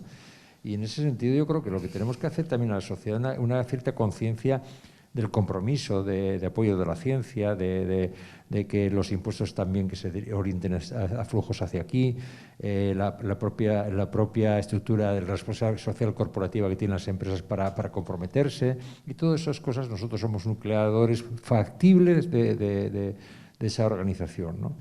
Yo creo que eso es lo que yo me saco de todo esto, o sea, nos ha puesto todos en una situación crítica, y todos hemos improvisado, pero todos cuando teníamos problemas mirábamos al Estado, ¿no? Porque el Estado era el que en aquel momento era capaz de poner alguna cierta organización de conjunto sistémica, ¿no?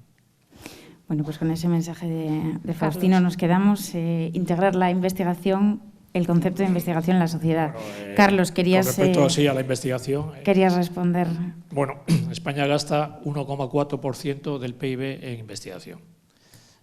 No llegamos al 2%, que era la meta que había el año pasado, no se ha podido llegar a eso, pero realmente tenemos un sistema investigador raquítico, a pesar de que hay muy buenos investigadores en este país que se tienen que ir fuera. No hay un programa de estabilización y de carrera profesional clara, y por otra parte falta más interlocución con la clase política, es decir, a través de la Confederación de Sociedades Científicas, COSDE, pues se han hecho muchos manifiestos y hace falta un pacto estatal, un pacto por la ciencia, y el pacto de Estados por la ciencia permitirá que la ciencia esté en la primera línea para resolver problemas que ahora son pero después tenemos, hasta que no llega la bomba, no la vemos. Por ejemplo, el cambio climático está ahí, y el cambio climático va a ser un escenario que le va a tocar a la nueva generación, y hasta que no se explota la bomba o haya un tsunami, no vamos a verlo, ¿no? Luego hay que invertir en ciencia, no se puede tener a gente en precariedad, hay que tener unos sueldos dignos, o sea, es totalmente amateur y vocacional. No es amateur porque hay muy buenos profesionales, pero se van fuera y no vuelven. Y ese es el problema que tenemos, la inversión que se hace en ciencia y en esta convocatoria. Se invirtieron 300 millones de euros, se dieron de una forma muy aleatoria, bajo mi punto de vista, porque no había selección de los proyectos, y por otra parte se han publicado muy pocos papers relevantes desde España sobre este tema. Y eso no es ciencia, eso es improvisación. Y por otra parte, nosotros desde el punto de vista inmunológico, los inmunólogos y la Sociedad Española de Inmunología, que se reactivó muchísimo con este tema, pues hemos aprendido mucho con este virus, porque no olvidemos que el sistema inmune aparece o emerge en relación con los virus, es una partida de ajedrez que a veces te da un jaque mate, como el HIV si no hay tratamiento, o pues puedes hacer tablas, como el citomegalovirus, ¿no? Y entonces hemos aprendido mucho de la inmunología.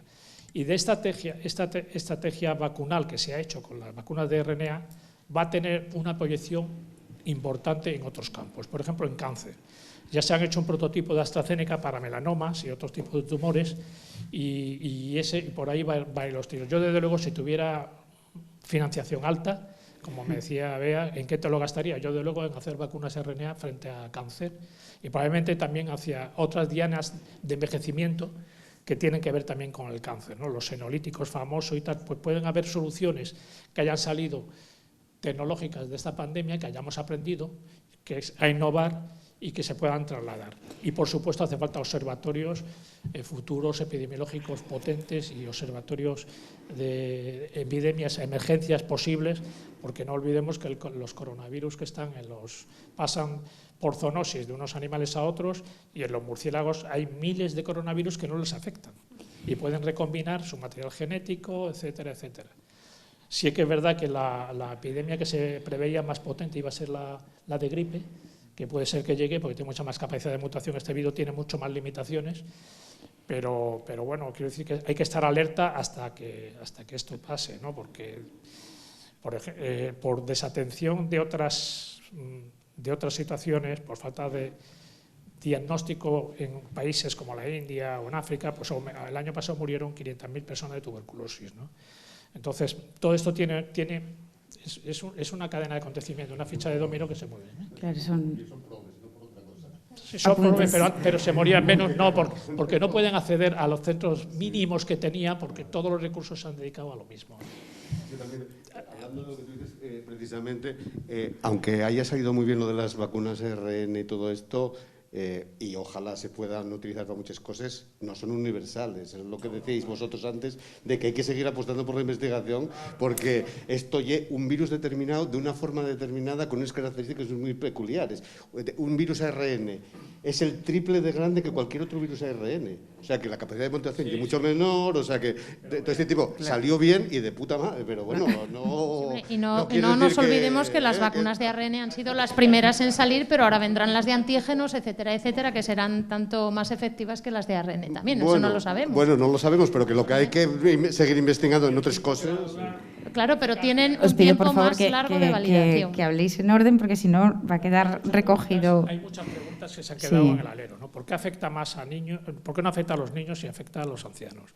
Eso lo hemos aprendido más o menos. ¿Por qué son duraderas las vacunas? ¿Cuánto tiempo duran? Si declinan los anticuerpos, ¿tenemos todavía capacidad de respuesta?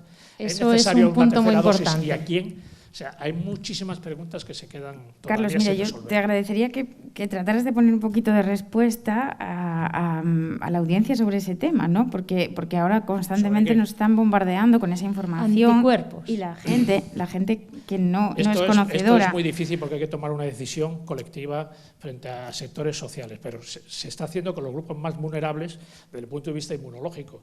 Lo que me parece a mí que se recomienda desde arriba, de donde se toman las decisiones políticas, pues vamos a vacunar evidentemente a los inmunocomprometidos, que está clarísimo que la tercera dosis, y hay papers en New England, favorece mucho la respuesta, media la respuesta, pero en las personas de edad, o no, a partir de los 60 o 65 años, en algún país se va a hacer.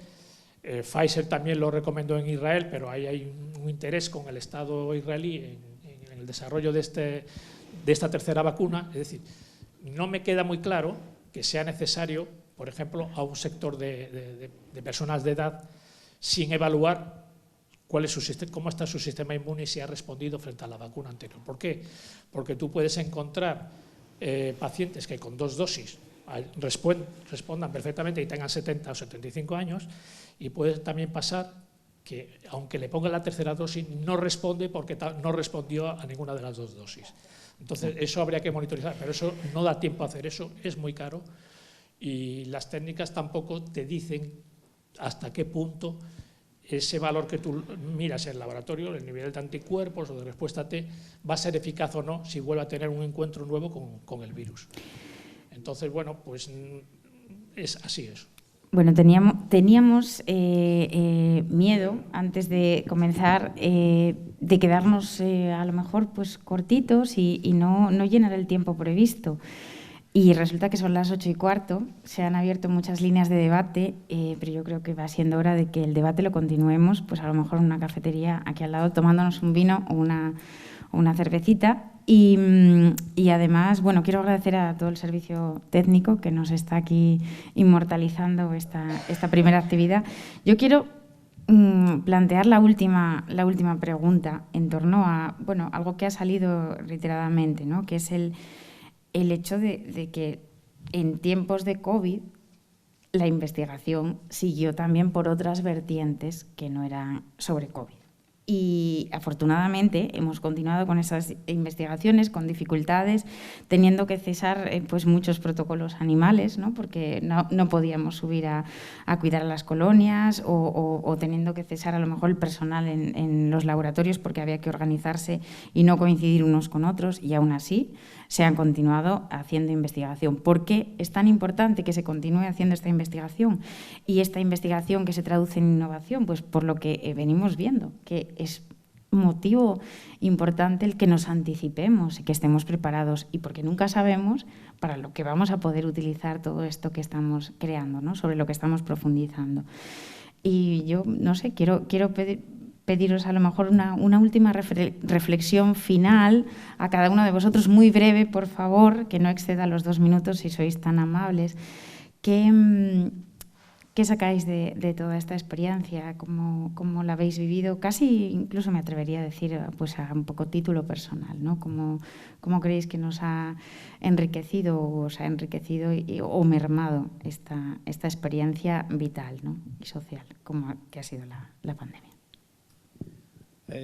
Bueno, a ver, yo creo que es importante saber o tener en cuenta qué se dedica a cada grupo, qué se dedica a cada grupo antes de dedicarse a esto. Por ejemplo, nuestro grupo era un grupo que trabajaba en envejecimiento y cáncer, investigación de biomarcadores moleculares de tumores, todo este tipo de cosas, y en un momento dado, pues tomar una decisión de una parte de tus recursos dedicarlos a un tema que eventualmente no es una cosa que no te viene interesando, quiero decir, es una decisión que es importante y costó trabajo. Lo que pasa es que bueno, es una cuestión de responsabilidad y que muchos lo hicimos y que bueno. Lo que pasa es que es importante también tener en cuenta que las líneas de investigación son las que son y que esto es una cosa muy concreta, estamos hablando, antes comentaba Santiago que este es un virus muy concreto, pero ya simplemente dentro del campo de la virología, quiero decir, o sea, hay inmensidad de posibilidades, o sea, que no tenemos que pensar que todo ha de centrarse en este virus, porque hay muchísimas cosas más y luego muchas más enfermedades. Los que trabajamos en cáncer, el interés principal lo tenemos en cáncer y entonces yo la reflexión que hago, si para algo ha de servir todo esto, es para concienciar a la sociedad, en definitiva a los políticos, que son un poco reflejo de la sociedad, de que invertir en investigación es la única forma que tenemos de solucionar los problemas eventuales que nos van surgiendo. Y esto es una cosa, quiero decir, no lo digo yo, hay índices de prosperidad que se basan básicamente en la cantidad de recursos que dedica un país o una sociedad a la investigación. Tan sencillo como eso. Dedicas tanto, eres tan próspero. Así de sencillo. Y es matemático. Es con un lo cual, mensaje muy claro. Quiero decir, tengamos eso en cuenta y que esto acabe prendiendo esta idea.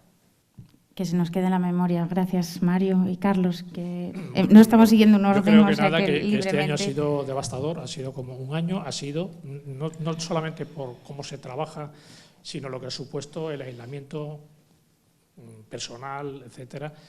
Yo creo que ha sido como 5 años. Esto es un periodo que lo vamos a recordar con el tiempo como una cosa bastante alucinante, ¿no? Y yo creo que va a tener consecuencias, es decir, una cuestión como esta no deja, la sociedad va a cambiar. Yo creo que de alguna forma es verdad que han pasado muchas cosas, pero que creo que hay más cohesión social, en mi percepción, y que más, dijéramos, una idea de pertenecer a algo que es la humanidad, ¿no? que ha participado en una cosa colectiva, y que realmente vale la pena poner soluciones como se están poniendo, anticiparse a los hechos y pensar cómo estamos, como especie, que tenemos muchísimos problemas, muchísimos horizontes que pueden de alguna forma amenazarnos y adelantarnos, ¿no? Adelantarnos y transmitir esto a las futuras generaciones, ¿no? Pues un bonito mensaje, Mario. Sí, pues yo coincido con Carlos. Esto fue demoledor, devastador en lo familiar, en lo personal, en lo laboral, etcétera. Todos creo que podemos coincidir en la misma situación. Pero yo me siento muy orgulloso de haber trabajado 24 horas al día durante muchísimo tiempo, porque sabemos de que gracias al trabajo que realizamos todos, coordinadamente o descoordinadamente, sirvió para salvar vidas, evitar dolor en familias, etcétera. Y también porque yo creo, coincido con Carlos, que la sociedad en estos momentos es más homogénea en términos, claro, evidentemente cuando el enemigo es exterior, la sociedad se cohesiona, por supuesto, ¿no? Dentro de poco llegaremos a los enemigos interiores y discutiremos, ¿no? Respecto a la investigación, bueno, está claro, esto es un ejemplo clarísimo de cómo la investigación generó una innovación que permitió, por lo menos, poner en práctica en un momento determinado vacunas en 10 meses. Nunca lo hubiésemos pensado en otro contexto, ¿no? Pero yo, siguiendo lo que dijo mi homónimo, Mario, la investigación es necesario dinero, evidentemente, pero también se puede hacer sin dinero. De hecho, conozco muchísimos grupos de investigación que están trabajando sin dinero y lo están trabajando gratuitamente. No es que sea lo que propongan. Digo que si alguien tiene una pregunta y alguien tiene un afán de intentar responderla, evidentemente hay investigaciones que consumen recursos económicos, eso es evidente, ¿no? pero la dedicación de los investigadores hace de que en muchas ocasiones la investigación se haga sin dinero. Y no es investigación irrelevante, es investigación relevante.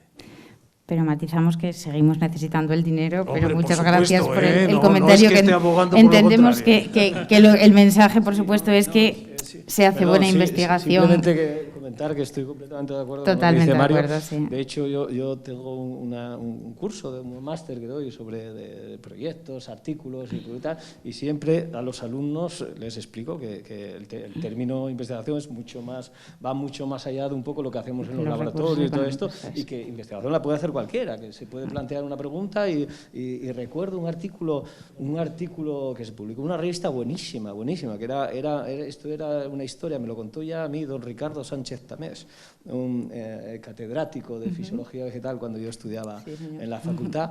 Este era de un farero que el hombre iba, se afeitaba y en función de si iba al pueblo o no iba al pueblo, medía si le crecía más el pelo o no le crecía más el pelo. Y vio que había una relación entre cuando salía y el crecimiento del pelo. Y esto lo publicó en una revista buenísima, no recuerdo exactamente cuál, pero una revista de alto impacto. Con lo cual, es un ejemplo un poco de lo que comentas. Lo que pasa es que tristemente la investigación biomédica hoy en día requiere grandes cantidades de dinero, básicamente porque los reactivos son caros y porque una parte importantísima de la investigación biomédica se basa en cuestiones genómicas y esto es caro, son cuestiones que llevan. Entonces, pues bueno, tenemos que ser conscientes también de eso y de otra cosa, que una cuestión es la investigación amateur, ¿vale?, que es estupenda y sigue siendo investigación, y luego también está la investigación profesional, porque hay que comer. Entonces, claro, la gente que está en los laboratorios tiene que comer y tiene que tener una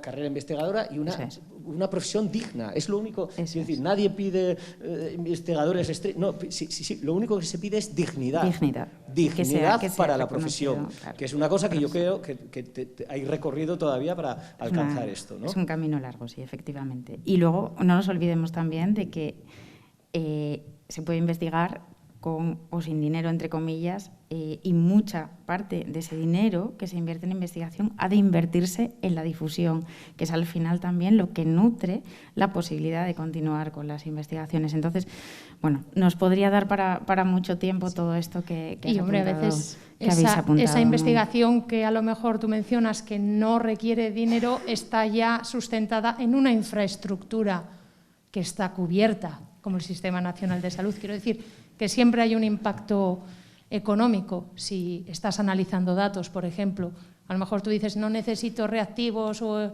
el TAC fluorescente que cuesta 1.000 euros, pero al final sí tiene un impacto, todo tiene un impacto económico. Muchas gracias, Laura. Pues nada, vamos a Santi a que nos haga sus reflexiones. Yo voy a ser más mundano.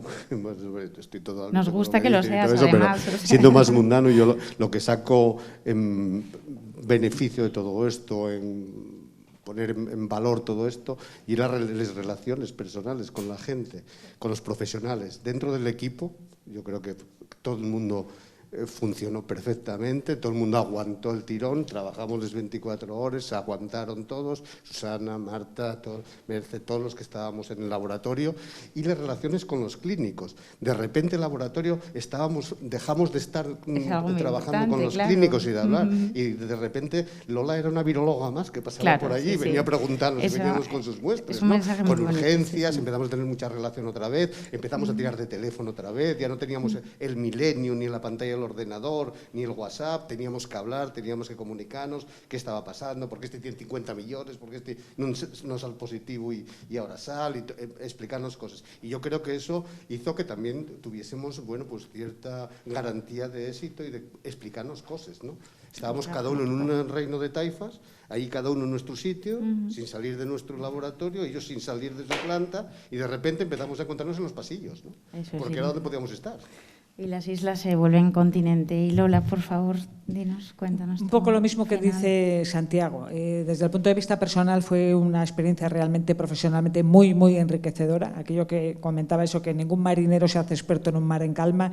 Y cuando tienes una tormenta de este tipo aprendes muchísimo. Nadie era experto en manejar pandemias como esta. Aprendimos mucho. El trabajo en equipo efectivamente es algo que yo destacaría.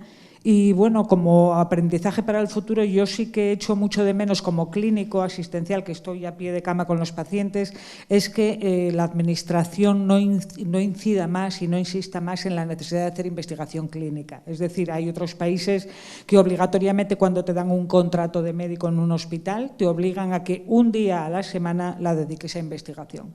Y aquí eso en España es impensable. Y yo abogo por eso, porque eso es realmente, a veces vemos a los investigadores básicos que los tenemos muy lejos, no tenemos tormentas de ideas con ellos, que deberíamos de reunirnos y hablar con ellos porque yo tengo este problema, tengo que solucionarlo. Yo quería analizar, por ejemplo, el aire de la UCI y no sabía cómo, jamás lo había hecho y estaba en un grupo, decía, ¿alguien de todos los investigadores maravillosos que hay por ahí sabe cómo puedo analizar el aire? En fin, este tipo de comunicación, no solamente entre los clínicos, que sí que la tenemos en los hospitales, sí con los investigadores básicos.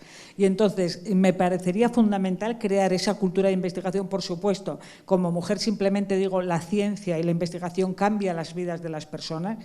Y como mujer puedo decir que los anticonceptivos y la lavadora han sido 2 hitos para nosotros maravillosos como mujer. Quiero decir, y eso la ciencia modifica los comportamientos y las pautas humanas.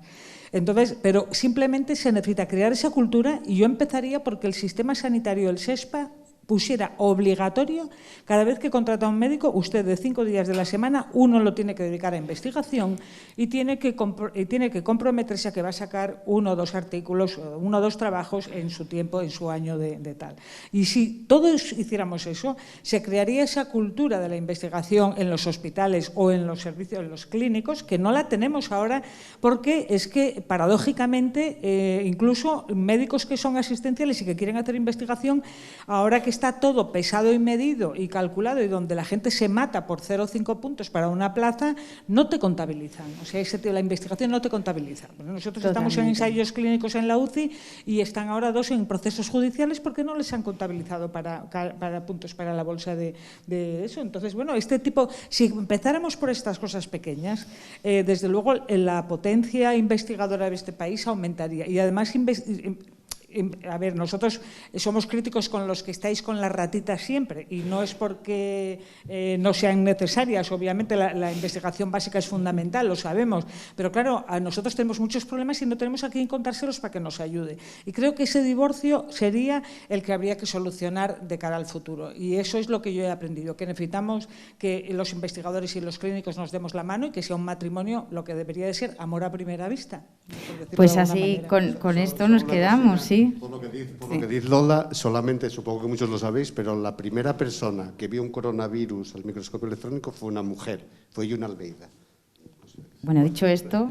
No, yo comentar que no puedo estar más de acuerdo con lo que dices, Lola. Yo creo que estoy todos totalmente de acuerdo, estamos, pero decirte que el ISPA está aquí para eso. Eso es el mensaje. Ese es el mensaje Gracias, que Mario, tenemos por que dar. apuntarlo. Y ya empieza a funcionar, Eso ya es. empieza a funcionar Eso porque ya hay grupos más como el nuestro, que puede ser translacional, que tenemos interacciones con diferentes áreas del hospital, con los endocrinos, con un montón de grupos clínicos y que eso es estupendo. Porque, Totalmente. O sea, porque ellos plantean dudas, problemas clínicos, nosotros podemos plantear alguna herramienta que puede ayudar a solucionar esos problemas. Entonces, el entorno, el ámbito en donde esto tenemos que darle recorrido es el Instituto de Investigación Sanitaria del Principado de Asturias. Y, de hecho, para eso se crearon los institutos de investigación sanitaria de toda España. El Carlos III, en ese sentido, yo creo que lo tuvo muy claro. Creó una red de institutos para exactamente dar respuesta a lo que tú estás planteando. Y entonces, lo que pasa es que aquí en Asturias, bueno, estamos empezando. Bueno, ahora. estamos en ello. Pero hay otros sitios, vete al Valdebrón, vete al Instituto. Claro, ahí estos problemas que tú planteas ya no existen, porque va un paso por delante, ¿no? Entonces tenemos que aspirar a estar a la altura de los demás y bueno, pero que sepamos que ya tenemos el entorno. Eso es, porque ¿vale? lo importante es llegar y ya estamos, ya hemos llegado y estamos en ese entorno y es un apunte fantástico que yo precisamente iba a hacer. Ya no me queda más que darle, antes de terminar, que me gustaría decir unas palabras finales, la palabra a Laura Gutiérrez, agradecerle especialmente a ella y a Guillermo del Riego, porque son la comisión representantes de la Comisión de Comunicación. Pues un poco las actividades que nos esperan, ¿no?, en este ISPA-FIMBA que tenemos aquí, en esta cuna de ciencia e investigación. Bueno, lo primero, muchas gracias a todos. Ha sido una actividad que hemos organizado con motivo de esta noche, de un día de, que a mí me gusta huir de los días de. Nuestra intención es realizar unos cafés de ciencia para aproximarnos al público y que nos podáis hacer preguntas en una atmósfera incluso más distendida, en un local donde podamos reunirnos, tomar algo, escuchar música, hablar de ciencia, y eso lo lanzaremos, espero, la primavera del año que viene. Sin más, también decir, por parte de lo que nos interesa como instituto, porque además muchos o la mayoría de los que estamos aquí somos del entorno del instituto. Otra de las acciones que tenemos es precisamente generar unas jornadas ya internas donde los clínicos hagáis preguntas a los básicos y que se puedan generar sinergias más allá de mirar en la web o buscar por iniciativa propia quién puede ayudarme con esto, ¿no? Queremos generar una plataforma donde se puedan intercambiar esas preguntas. Pero bueno, eso como un inciso. Muchísimas gracias a todos por haber venido con un tiempo de noticia tan corto. Muchísimas gracias, Elena, por la moderación, por entendernos a todos, por haber seguido el orden de intervención. Muchas gracias a los más rebeldes, a los menos rebeldes, y muchas gracias al público. Y en esto conecto un poco por una cosa que dijo Mario Margolles y que creo que es también muy importante, que es el aspecto de la contención de este virus. La sociedad asturiana ha respondido también muy bien. Yo creo que se merecen un bravo los peques, que han tenido que adaptarse a ir al cole y seguir haciendo sus cosas con máscara, con gel, con ventanas abiertas, con todo. Yo me pregunto y quiero ver cómo va a ser dentro de unos años esa generación, porque han tenido una experiencia muy importante a ese nivel de cohesión y de conciencia social. Eso es bárbaro, enhorabuena. Así que yo creo que con esto también dar las gracias sobre todo a las autoridades en Asturias, porque aunque hubiese muchos protocolos y mucha confusión, aquí sí se han explicado las cosas de manera muy consecuente, y yo creo que eso ayuda también a que una población responda de esa manera. Muchas gracias a todos. Si alguien quiere decir algo más, Guillermo. Pues muchísimas gracias a todos y buenas tardes, buenas noches. Nada, yo creo que con esto que ya efectivamente que terminamos, yo quiero permitirme el lujo, bueno, pues de agradeceros personalmente las conversaciones que hemos tenido, que nos han nutrido además, yo creo, pues a nivel de opiniones, a nivel personal, han sido muy confortables. A Mavi por nuestro día a día, por unirse un poco pues a ayudar con estas cosas, y a Tino, por supuesto, a Mario, en representación de la dirección científica del instituto, este instituto que ha nacido hace mucho tiempo, pero que todavía es un bebé, y yo creo que empieza a dar sus pasitos ahora, pasitos firmes. No obstante, por supuesto, a todos vosotros, los ponentes, al público, como decía Laura, porque sin vosotros esto no habría pasado, no habría acontecido.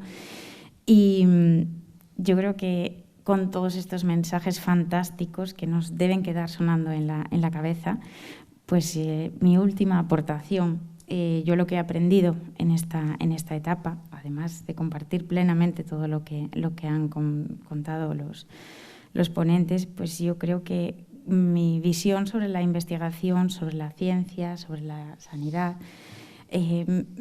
pues cada vez se afianza más en que es ilusión, es pasión, es altruismo, es dedicación, a veces por encima de la dedicación a la familia, y que casualmente, ya que estamos aquí en la Casa de Comedias o Teatro del Fontán antaño, pues que ha quedado demostrado que la investigación y la ciencia es un arte.